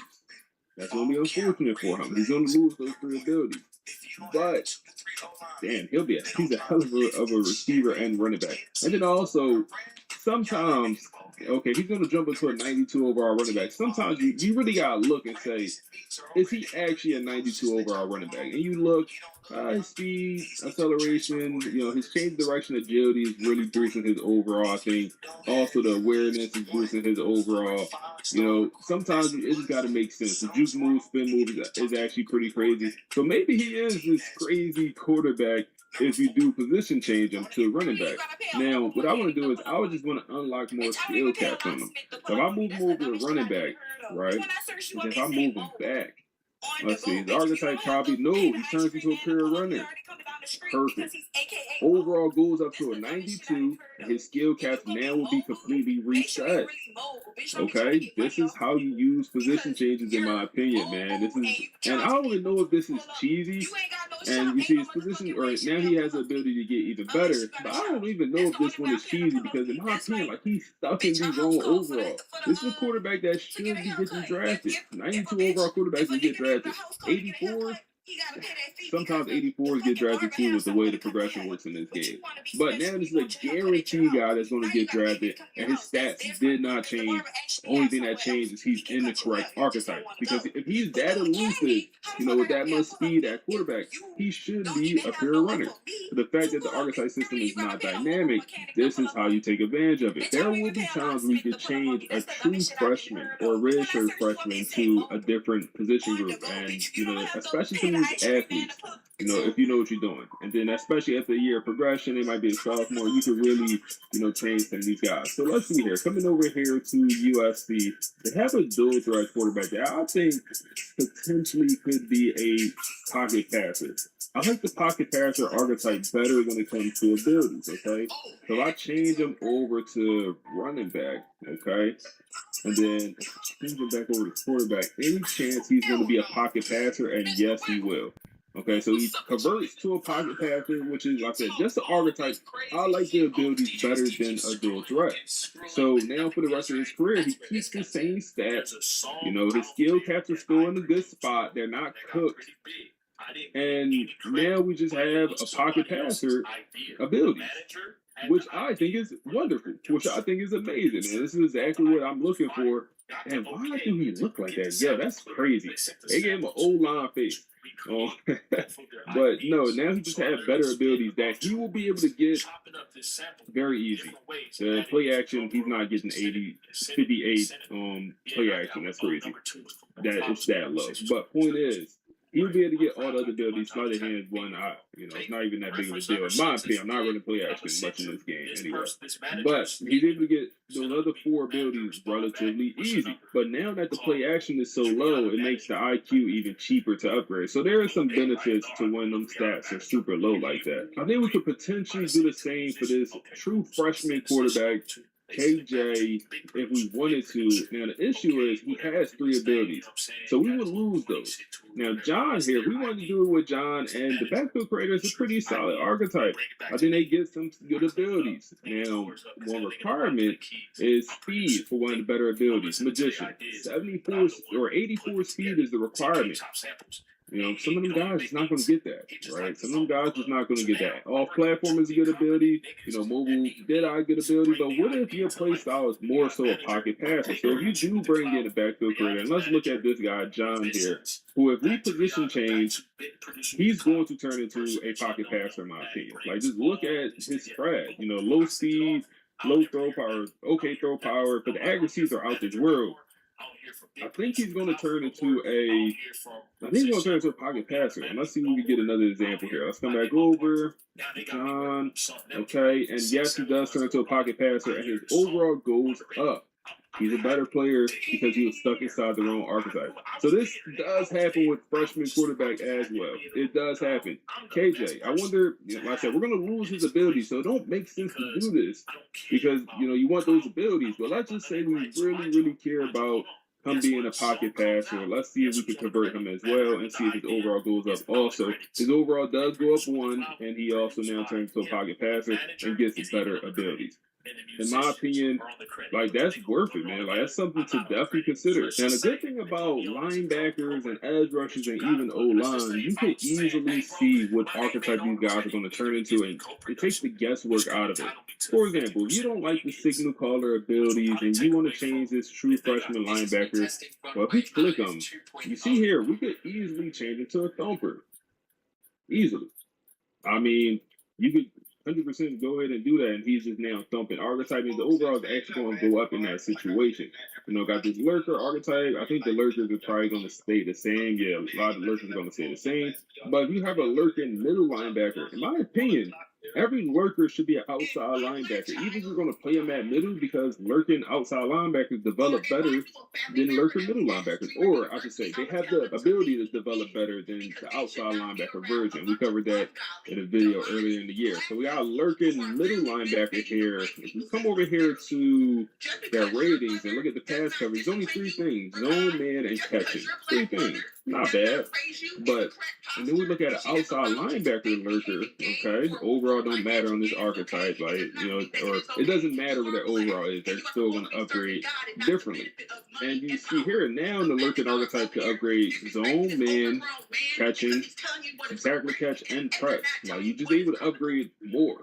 And you'll see that across the board with these lurking linebackers compared to the inside to the middle. So, if you can get more, why wouldn't you? You know, why wouldn't you get better tackle catch on some of these lurking linebackers? So to me, I'm just gonna move my guys to the outside linebackers with that lurkers, just because they just upgrade a little bit better. This might be one of the craziest cornerback builds I've seen. The 81 speed. How? I don't know. 81 speed on a 4-star corner is literally one of the craziest builds I've seen. Okay. Great coverage. Phenomenal coverage. Maxed out. Skill caps also maxed out. 81 speed. He's a linebacker. I mean, that's a linebacker. But he's not built 5'11", 205. Maybe he could go play linebacker. Guess what? We're gonna unlock his skill caps. You know, simple. Let's move him over to safety. He will lose his blankets coverage. Let's move him over to the safety spot, right? Okay. Or actually, you don't want to move him to safety because his skill caps are. No, his skill caps should change in the safety situation. Actually, the more I think about it, because his archetype's going to end up changing. But you really want to move him to defense, or excuse me, to the offensive side of the ball, then back, and you'll really unlock more of his skill caps. But let's see here. So his archetype now has changed. He's a bump and run, and yeah, his skill caps is still cooked. So let's move him to the offensive side, then back. Then when we move him back, now he can actually upgrade more things. Now his speed can actually increase. Okay, so same exact method to unlock skill caps is in this game from last year. So we have a guy with 81 speed, which is ridiculous. Yeah, you could now unlock that. And also 99. He already got 99 coverage. You can get it even better. So it's crazy. Some crazy stuff you can do, man. So just understand some of the rules of position changes. I'm sure some stuff I missed in this video. Drop it down below. Help me out. Help out the community. If y'all enjoyed the content, make sure to like, comment, subscribe to the channel. I appreciate y'all boys. And we on to the next one. Southern, the Jaguars. And it is. Let's see, we've got over here and a single lock and chains on this. Really awesome view of the stadium going around this way. But we've got a short, thick lock and chains. They brought out the mini master lock. Really awesome fountain and Jaguar right here. La Cumba. I don't think I've ever been to a school with this many different types of locks. Now we got the dial one. Sneaky side door, looks like it may be ajar. And it is. Thank you, whatever that is. Always one door open. And that led to the Tony Clayton team meeting room. Wow, this is sick. Looks like it leads to the weight room. Can I bench 225 at Southern? I can. Great water at Southern. I can see the sun peeking through. And just like that, a beauty of a stadium here at Southern. Southern University, A.W. Mumford Stadium, home of one of my favorite mascots, the Jaguars. A phenomenal football stadium in Baton Rouge. A.W. Mumford Stadium, named after Hall of Fame coach Ace Mumford, opened in 1928, almost 100 years old, and has a capacity of 28,500. Midfield with their classic SU intertwined logo. We have got a scorcher today. 93-degree afternoon here in Baton Rouge. That is 307 in Kelvin. You know the rule, 90 and above, and the shirt's coming off. The Jaguars play in Division I FCS. They've got 9 HBCU national titles, most recently in 2003. They've also got 11 bowl appearances to their name, and they made a big-time coaching hire. NFL legend Marshall Faulk will be their head coach next season. Southern painted end zone in their Columbia blue and gold. I talk about color combos a lot. I don't think there's one that pops more and is more eye-catching than this one. They've got the coloring on the SWAC logo, too. I mean, this is one of the coolest colored fields I've ever been to. I mean, it's everywhere. Even the goal line, they've got both colors. This is terrific work. Southern is the standard. I agree. Man, I love HBCU stadiums. This place is sick. Might be a new #1 in my stadium rankings. Got some kicks up, 35 yards out, right down the middle and through, and a goalpost dunk. Another successful kick means another donation to the charity No Kid Hungry. Southern, you have got an absolute gem of a stadium here in Baton Rouge. Southern, the Jaguars, thanks for having. Southern, the Jaguars. Let's see if we can kick some field goals. Stephon Diggs was on my high school football team. I got a very important lesson for y'all that he taught me. And I didn't like him when we was in school. We had a competition. I beat him in the race every time. He'll take the damn stuff. He beat me a couple times, but I was faster than his dad. Anyways, when I see him online, you feel me? He got Cardi B and he got 5 baby mamas and all this stuff. And he was the #5 draft pick. Everybody probably be thinking like he's the same as these other athletes, but I'm trying to tell you, the difference with Stephon, I played with so many NFL players. I played at USC. I see Jadeveon Clowney go #1, but it's because he was huge as hell and he was a crazy athlete. And I'm trying to tell you, the difference with Stephon is he just has straight confidence. He used to tell the coach, I remember he came in as a freshman, and the senior quarterback who had many offers, this man Stephon was yelling at him, cussing at him, telling him, throw me the damn ball, I'm the best player on the team.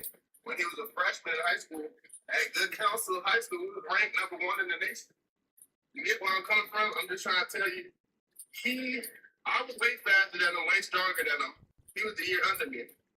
And he used to talk crazy shit to me like, man, you a bum. You the main dude that could get girls, but you don't get none. Like, he just was big at people every part of your life. He just was the most competitive, but he always would say, nigga, I'm going to be #1 draft pick. I don't care what you say. His dad died just like mine, but he just, I'm going to be real with you. The reason he went higher than me is because he believed in himself better. I wanted it better. I worked harder, but he never took no for an answer. When he went to Maryland, he was in trouble, but I don't know what it is, but he just got away with everything. He was just telling the coach or the teachers, like, man, I'm going to be in the NFL. You're making a big mistake in your life. I'm going to be #1. He was saying this at a very young age. I'm just trying to get you to realize, if you don't get what you want, do not think it's because you didn't do the right things. Nah, I guarantee it's because you didn't believe in the depths of your heart that you guaranteed you got it. Because when you... This is bamboo that's shot through not only the pool liner, but somehow the concrete. Up the pool. Don't ever plant bamboo next to your house, okay? Because this is what can happen. Yeah, that's what you think it is. That's an interior wall. Oh my God, what is that? Oh my God! What is that? Guys, look at this. Chop down a couple bamboo. They said, ain't no problem. Ain't no problem. We seem to have bamboo in our backyard. How do we get rid of it? That's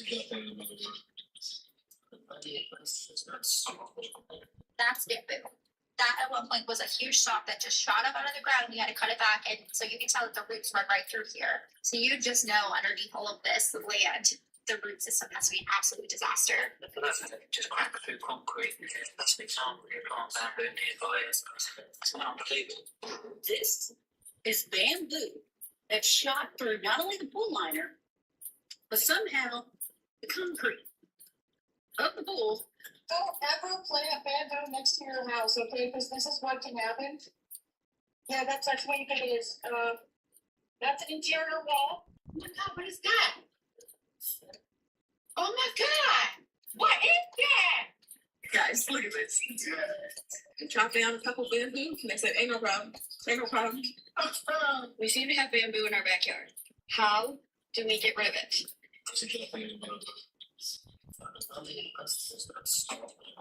That's bamboo. That at one point was a huge stalk that just shot up out of the ground and we had to cut it back, and so you can tell that the I will never trust a grown man that says that they're the top party promoter in the city, let alone the world. Sir, they were already going to the club. You just have to deal with the club and it's your night. You feel what I'm saying? They were already going, man. Don't lie either. And these flyers for these parties, they suck. They're so bad.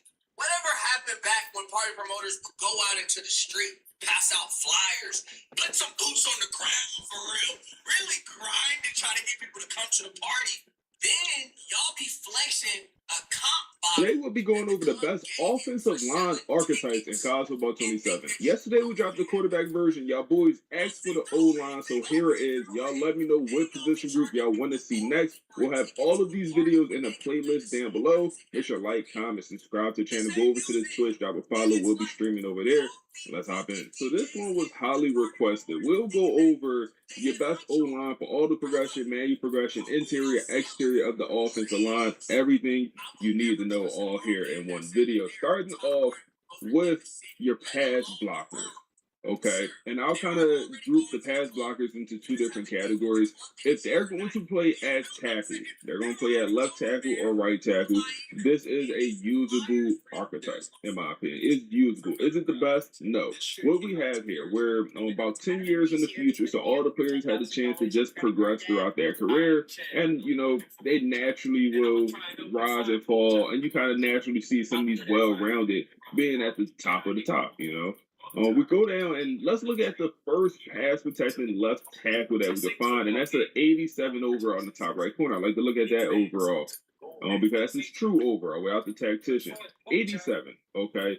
The biggest flaw with majority of these pass protectors is going to be lack of strength, okay? And that's why I said I think they're better at your tackles because, you know, you're going up against defensive ends most of the time that also maybe lack strength as well compared to if you put them at center or interior. I don't love that play. Now let's look at the best pass protector in the whole entire nation, and he's good. This is the peak of this archetype here, man, because he's well-rounded, okay? He has good pass blocking. His run blocking is mid to low 80s. Like, that's usable. This is one of the best ones you'll see. 91 strength. It don't get much better than this. Also, he has elite awareness. His footwork is good. And then also, ability-wise, this is what they get. They get pocket shield, okay? This is the ability they should be able to get throughout their career. Quick drop. Now, this is an interesting one because a lot of pass protectors won't be able to get this ability.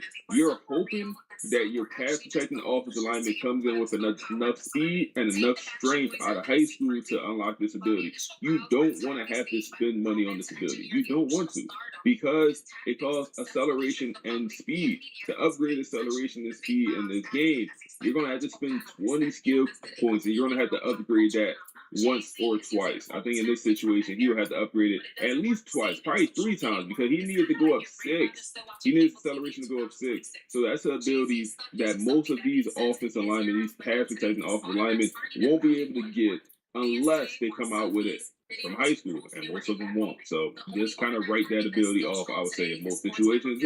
It's a shame because that's, you know, quick drop is a pretty good ability in this game. A PA shield, improved play action blocking. This is an ability that is useful, but play action, in my opinion, is very, very janky for passing the ball. When you like cancel the play action, I don't know if y'all boys know, it seems like they get faster block shots. So maybe this ability helps prevent that, but solid ability. This strong grip is an ability that literally no pass protecting offensive lineman will get. None, ever. This is a useless ability for this archetype. Completely useless. And I don't say that to be negative. Literally in our league right now, in this league where I'm 10 years in the future, there's not one offensive lineman that could get this ability as a pass protector. Not one. Okay, so 2 out of your 5 abilities, I would say you're really going to struggle to get for most of these archetype, which is just unfortunate, I think. They'll wear down pass blocking wins, fatigue defenders. This is an ability you'll be able to get just upgrading pass blocking. So last year, the reason I like this archetype because I felt like you could get their overall up super easy, and that's still the case. If you just upgrade his pass blocking, his overall shoots up. So you can get a guy, drafted or super high in overall pretty easily with manual progression. And then also oftentimes the CPU will only focus on their pass protecting, and then the run blocking will lag behind. In this situation, I think he's the best version of this archetype in the whole entire league right now, and he's pretty well rounded. But let me show you some other examples where, maybe they're not as well rounded. So let's go down to the next highest pass protector, who is the 86 overall. His strength is lower, 84 strength, okay? And the run blocking is also a little bit lower. But not enough strength to get that ability also. And he does not have enough speed or acceleration to get quick drop, okay? He does have the other three abilities, but like I said, most of these pass protectors won't have the speed or acceleration. This one does.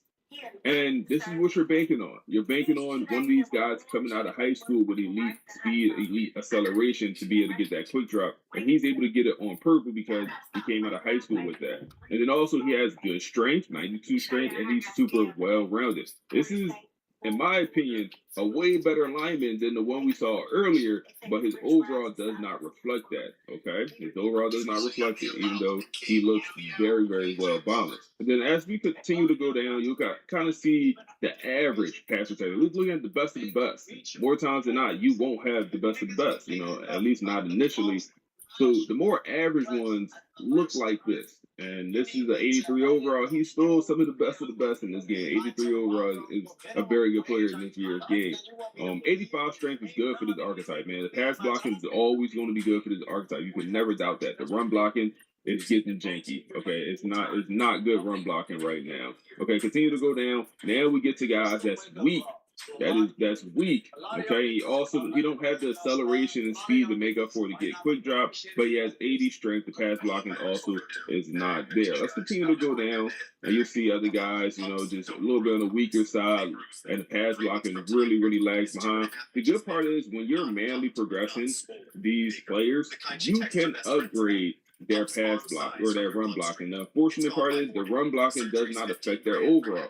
Why? That's the way the game's programmed. So the thing that really affects his overall is the pass blocking. The run blocking, it doesn't affect it nearly as much, and it's because its archetype is like that. So with all the progression, you'll see a lot of these pass protectors that's at the medium level look like this, where elite pass blockers, the run blocking really, really struggles. The strength is on the lower side.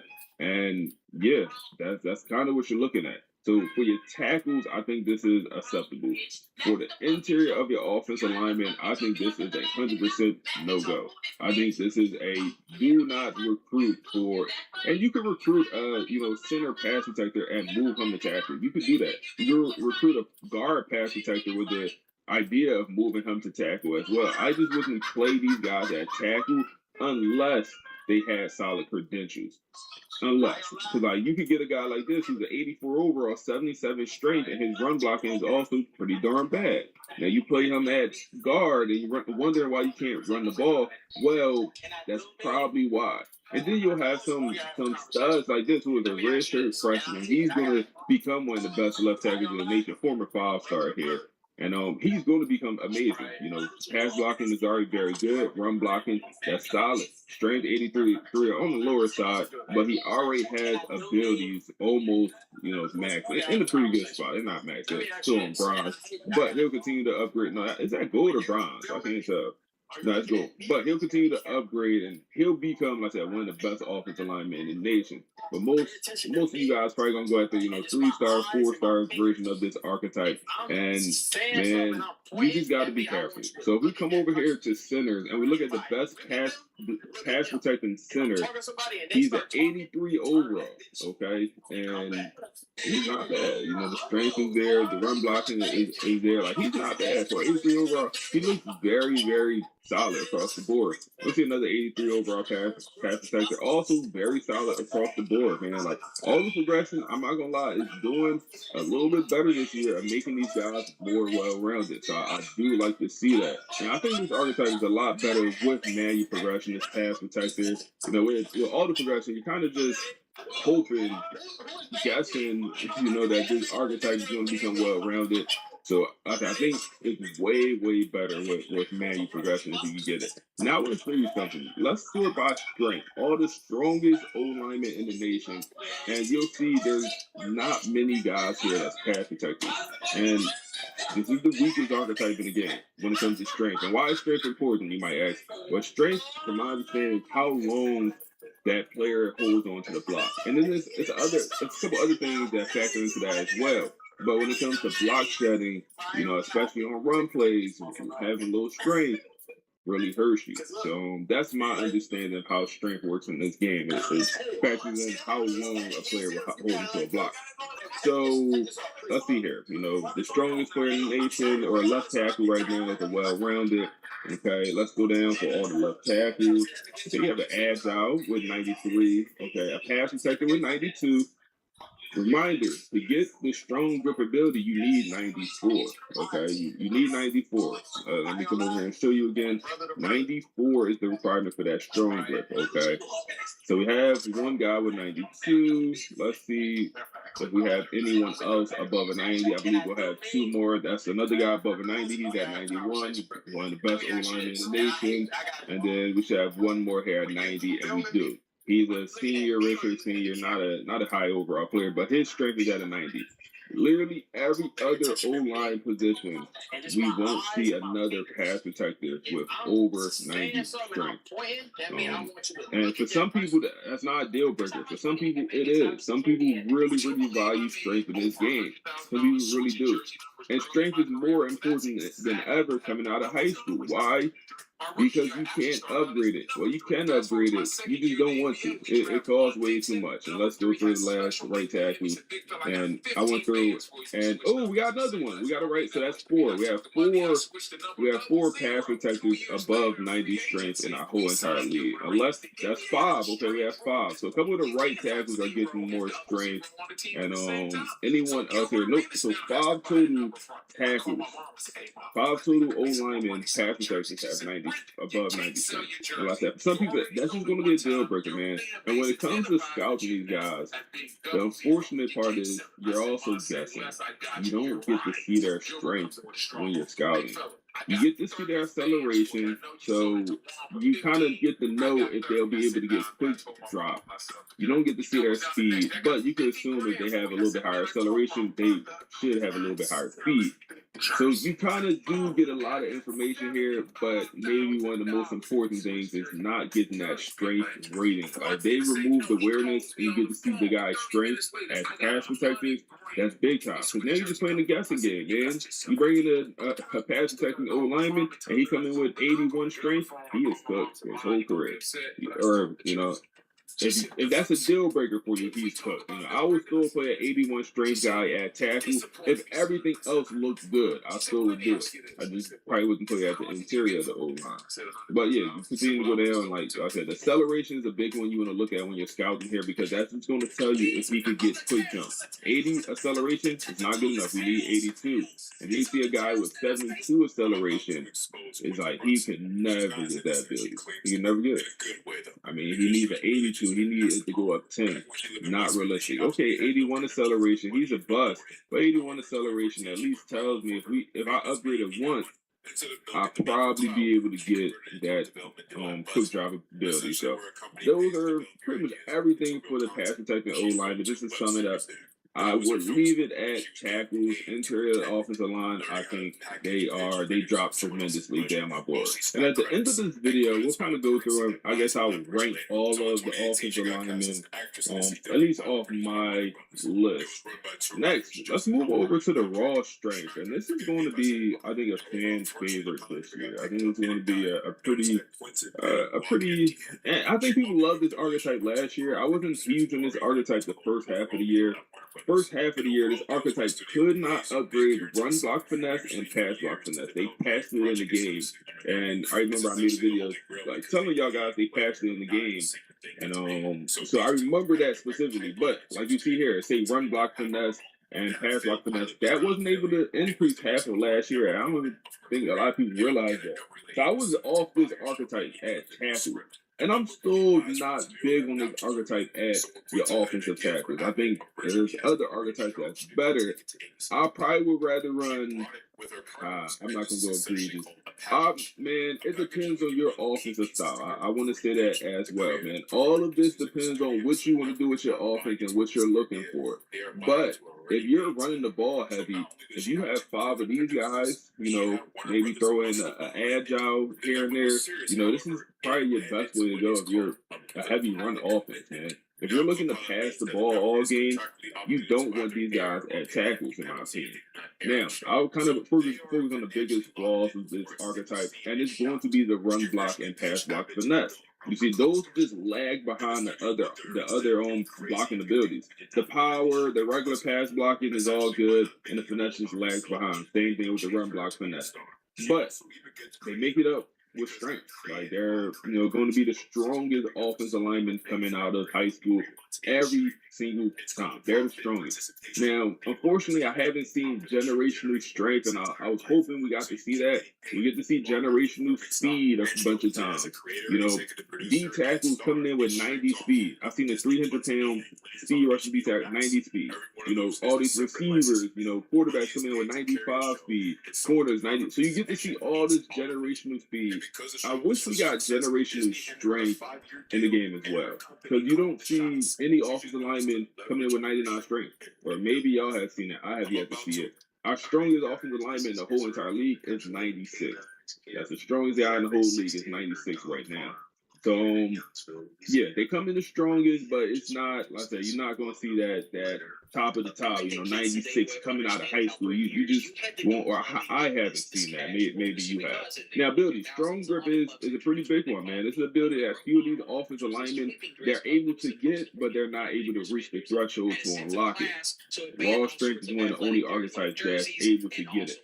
Now, an issue with this, if you get a raw strength offensive lineman that lacks the strength, this archetype purpose falls down. So you got to make sure you're bringing in, and when you scout these guys, you actually do get to see their strength rating when you scout, unlike the other archetype.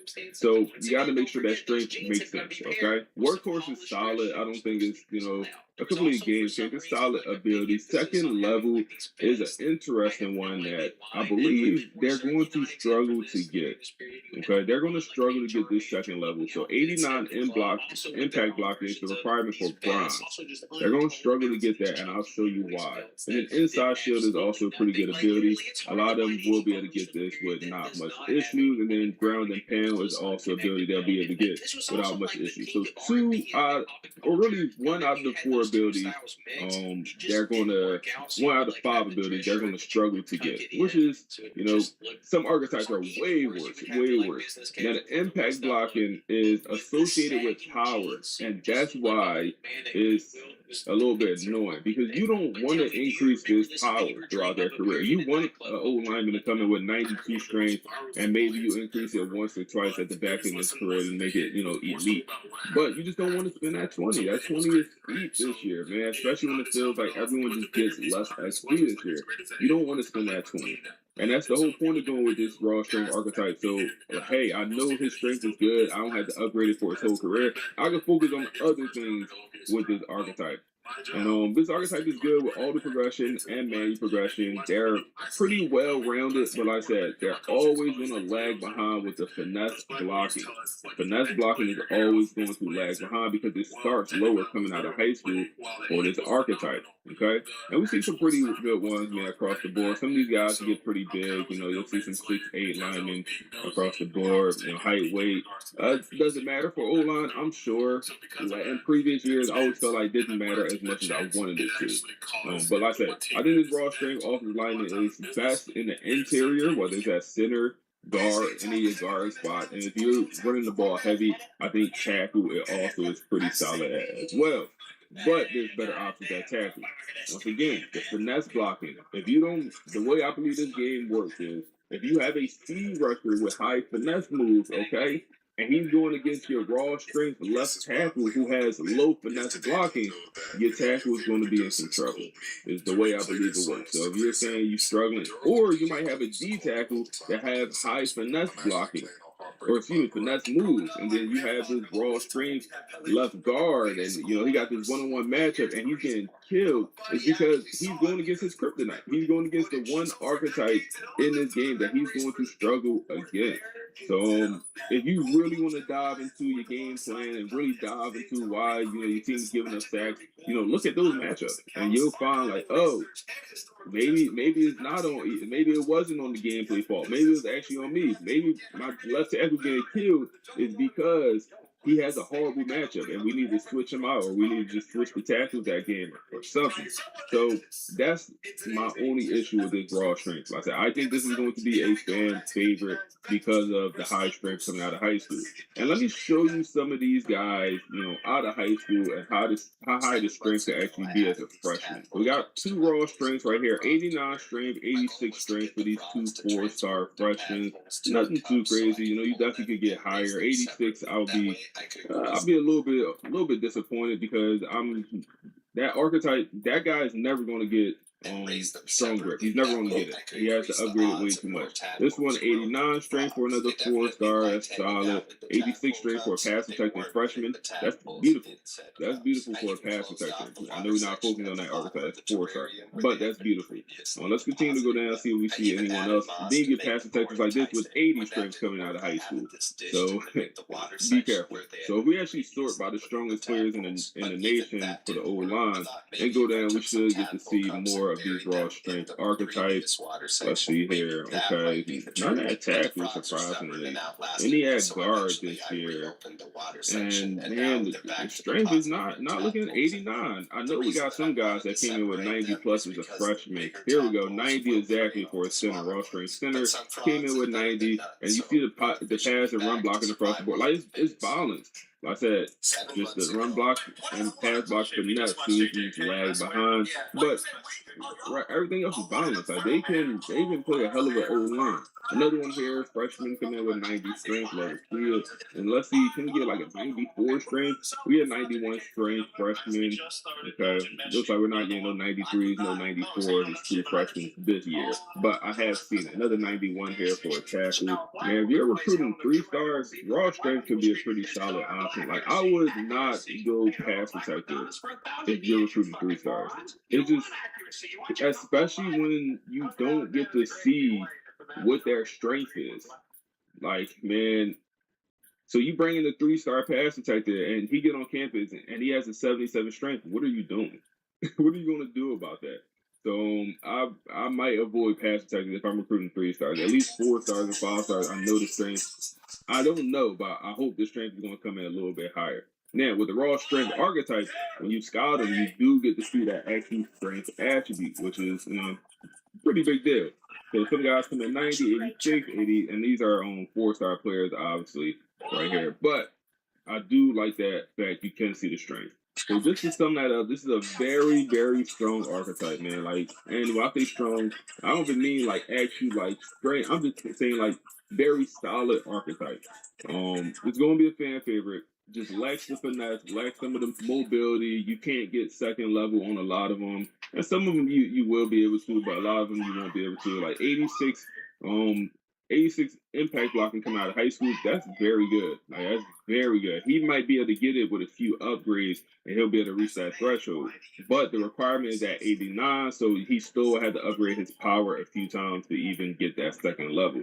And like I said, I just don't want to upgrade power at all. I don't. Next, let's move over to Agile. So they made some changes this year. You have now athlete Agiles that's not centered. They're now tackles.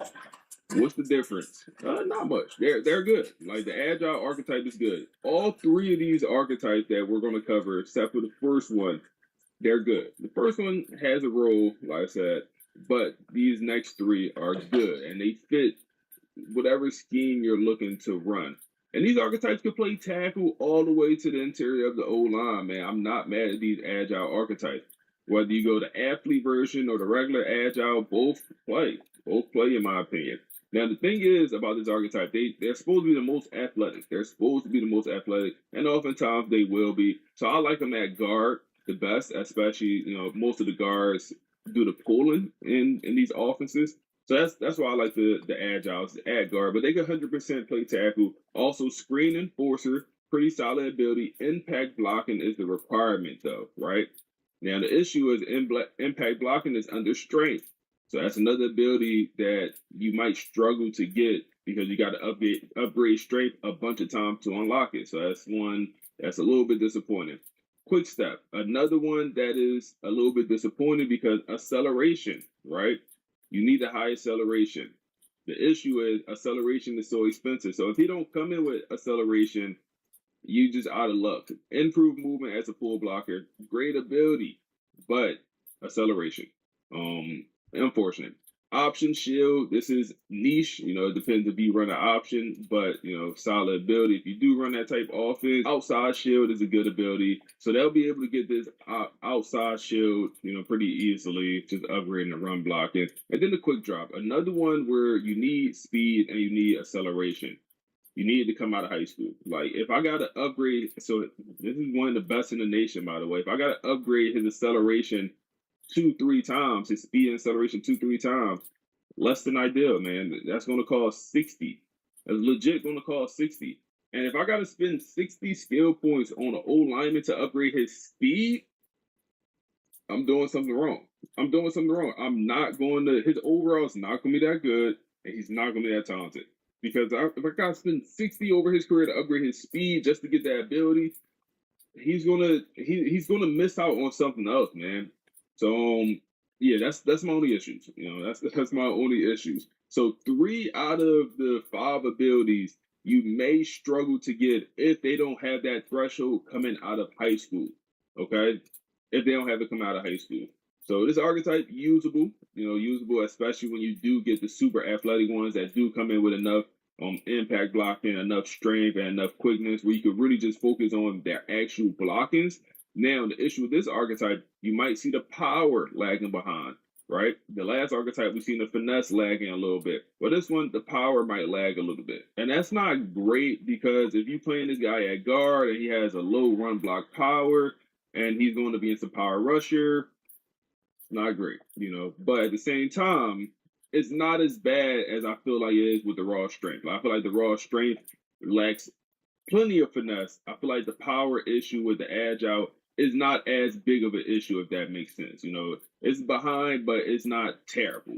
It's kind of the way I'll put it. And you'll have some of these guys that come in with enough speed, out of high school to get some of these abilities like quick step, but majority of them will not, unfortunately. But this archetype is also strong. Like, do not sleep on the strength of some of these agiles. Like 93 strength for this guy, who I believe came out of high school with this. He's a 5-star. And an agile 5-star coming in with 93 strength. That's pretty good. That's pretty good, man. The quickness, 77 speed is crazy.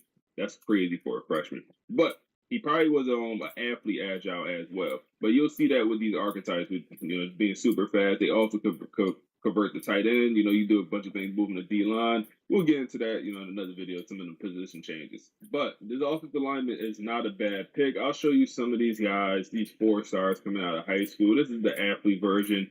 And once again, you do get to see the acceleration, and you get to see their blocking stats across the board. You see, the run blocking power and the pass blocking power. Out of all the blocking stats, those two just lag behind consistently. So just note that, if you want to run the ball a lot, it's still a good archetype, but they might lack that run blocking power.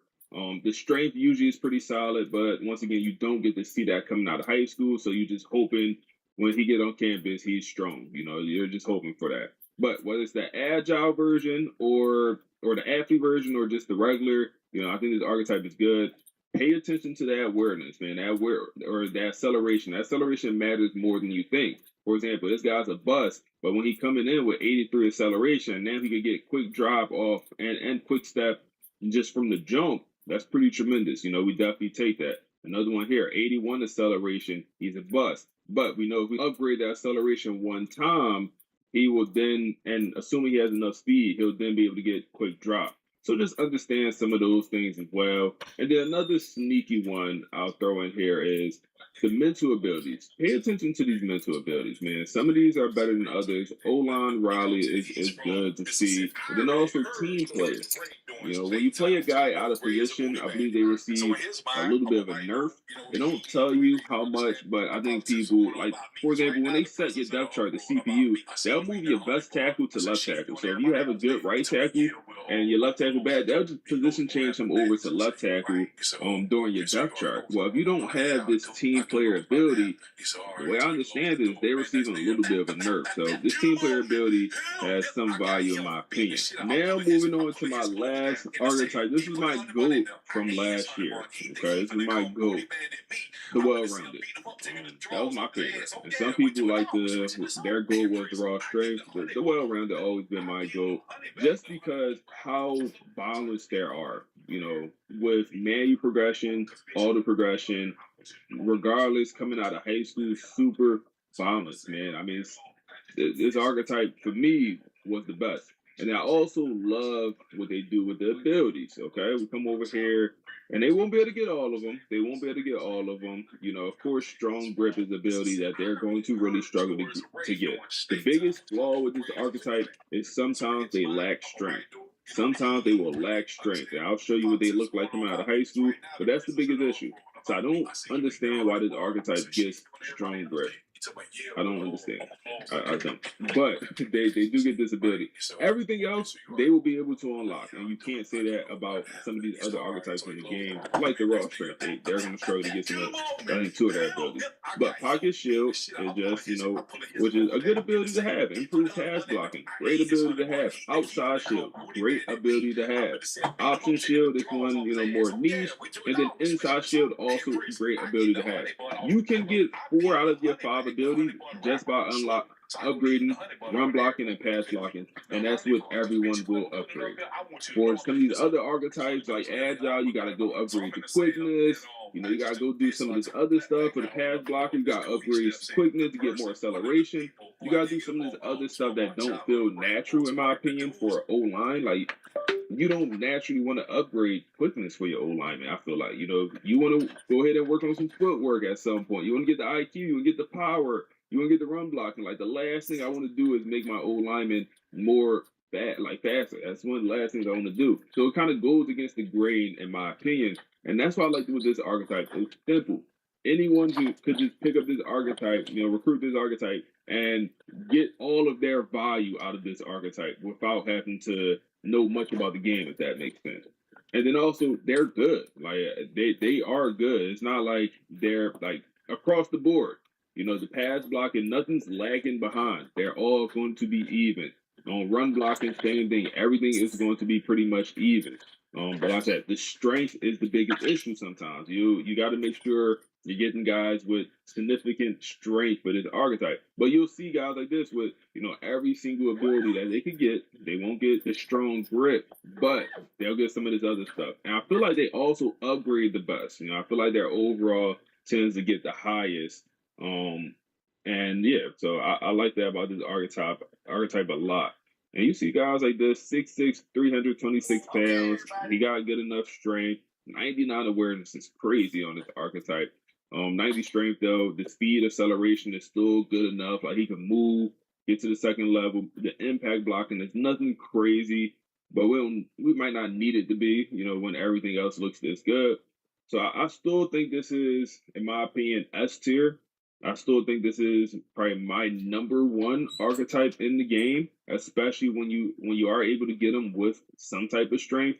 But like I said, they just won't get that ability. If we store by all the strongest, and you do have an archetype right here that do have strong grip. He's a well-rounded, only an 81 overall, but he does have strong grip. Another one here, 93 overall. The threshold is 94. So, you know, how many O-linemen in the whole nation have more than 94? So that's 4 total now. Okay, let's see here. No centers have more than 94. Let's see here. 5 right there. So Strong grip needed, and then that's 6, 7. Okay, 7 archetypes in the whole game have higher than 94 or higher strength. 7 total. 7 total players. So I think they should lower maybe the threshold for some of these abilities now that they have patched strength and speed. Now that they nerfed it, really they didn't patch it, they nerfed it from last year to this year. So I feel like they should kind of do a little bit more adjusting to some of these archetypes, just make it make more sense in my opinion. This is what I'm looking for, and this is what the archetype looked like coming out of high school, more 4-star versions. But once again, you don't get to see the strength out of high school. And I wish you did. But you don't. You get to see the same stuff as the pass protector and the agile and the well-rounded. And so yeah, only the raw strength is the only archetype to get to see that strength out of high school. So yeah, but super balanced archetype coming out, man. Like I said, I think this is one of the best. And I'll kind of go through my tier list. If I'll say this, if I was able to pick my ideal tackles, I'll go 2 well-rounded for tackles, and I'll go 3 raw strength for my guards. Or maybe I'll go 2 raw strengths and maybe throw in an agile in there at one of the guards, something like that. That's probably my ideal world. I would leave the pass protector off this list because I do want to run the ball, and that archetype is just not built for that. Whether it's that tackle, it's just not built for that. You can build it to get there, but it's not built for that coming out of high school compared to every other archetype in the game. Like the raw strength, you would think, oh, they're more of a run blocking archetype. They're really going to struggle with pass blocking. Well, they don't. They don't. They just struggle with the finesse. They don't struggle with all the other pass blocking stuff like you see with the actual pass blocking archetype struggling with all of the run blocking stuff, including strength to all the actual run blocking stats. So that would be my ideal world. So well-rounded would be like my S tier. I think I would also pick raw strength in S tier as well, but I would pick well-rounded first, raw strength second, agile and A tier, and then C tier, I'll probably go ahead and throw the pass blocker. Y'all let me know your thoughts. Let me know what I got wrong, what I got right. Let me know anything I missed. I appreciate y'all boys. Like, comment, subscribe, go follow the Twitch, and we'll see the next one.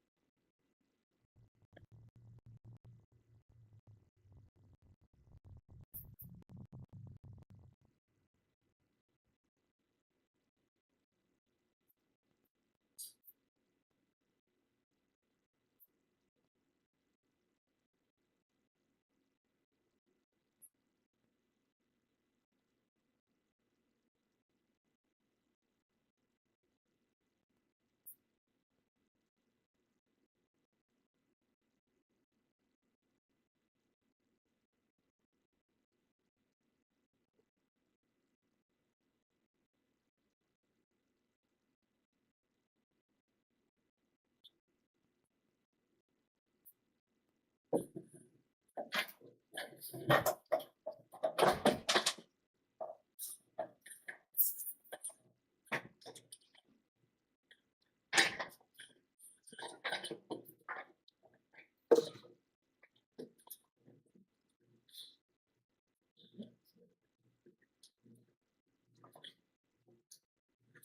ahead, go ahead.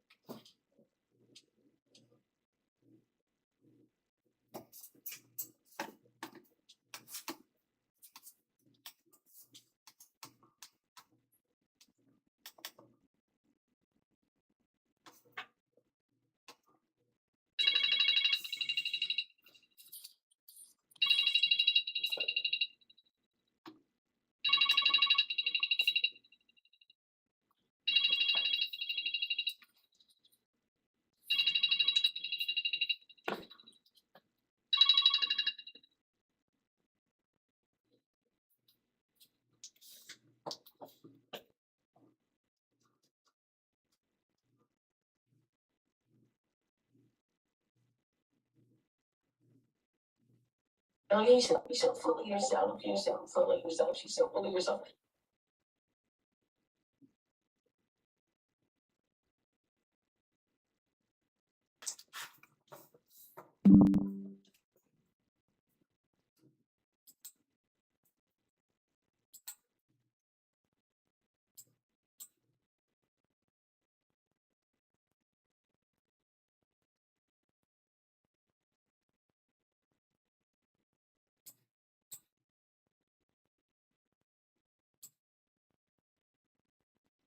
Oh.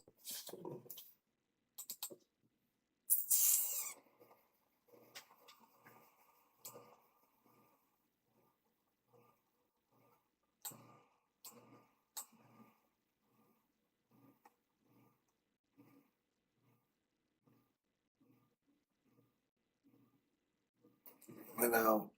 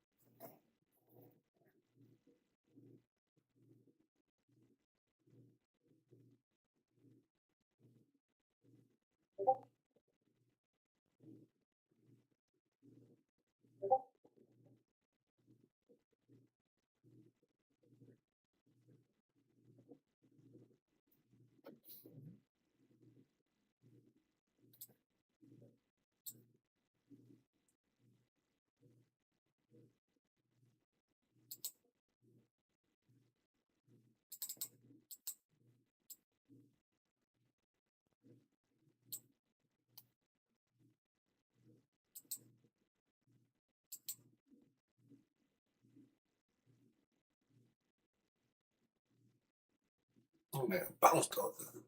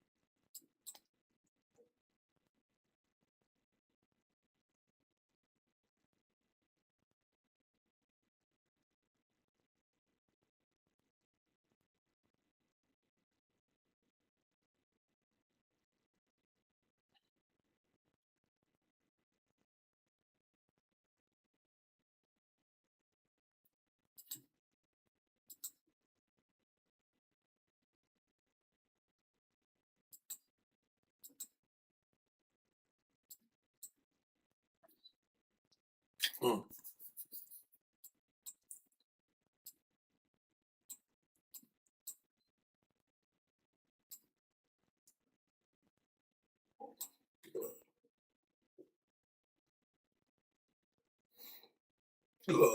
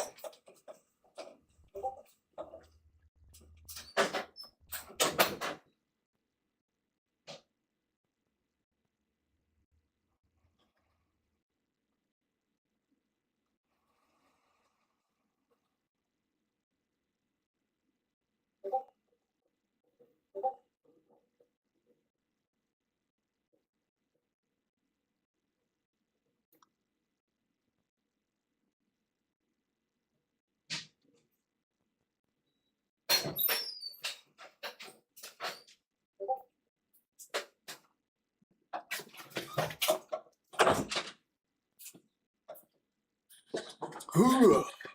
Hoorah. Hoorah. Hoorah. Uh, uh, uh, uh, uh, ooh, ooh, I, hey.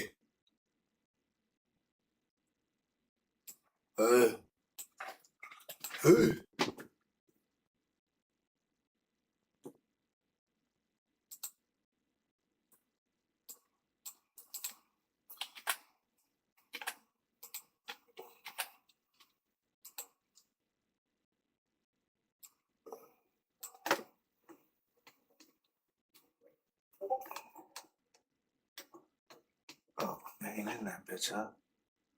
Ugh. Ugh. Ugh. Ugh.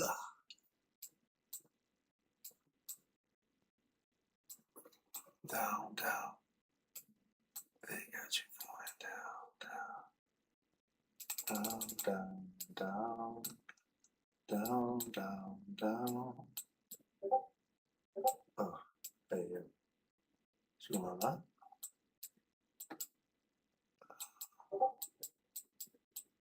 Oh, oh my God.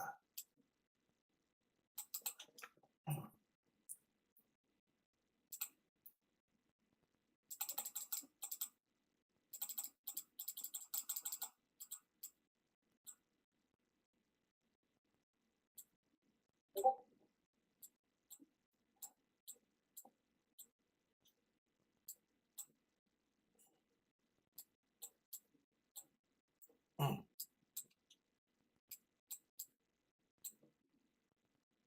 Mm. Think that's the way you want to pop up, huh? Uh-huh.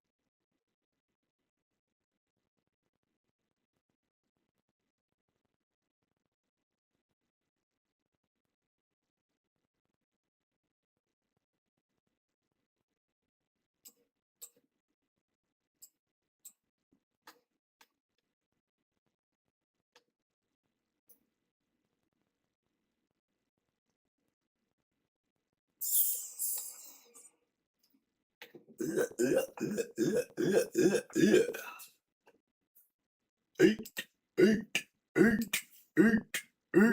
eight, eight, eight, eight. Eight, eight, eight, eight.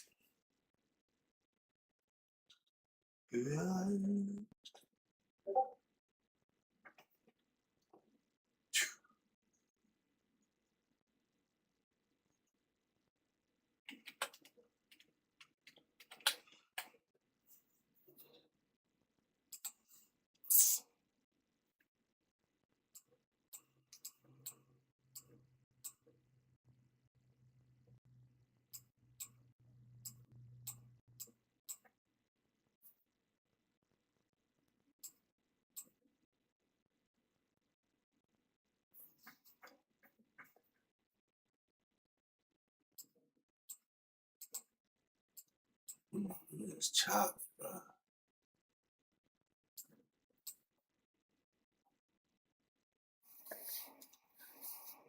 Looking at those. Okay.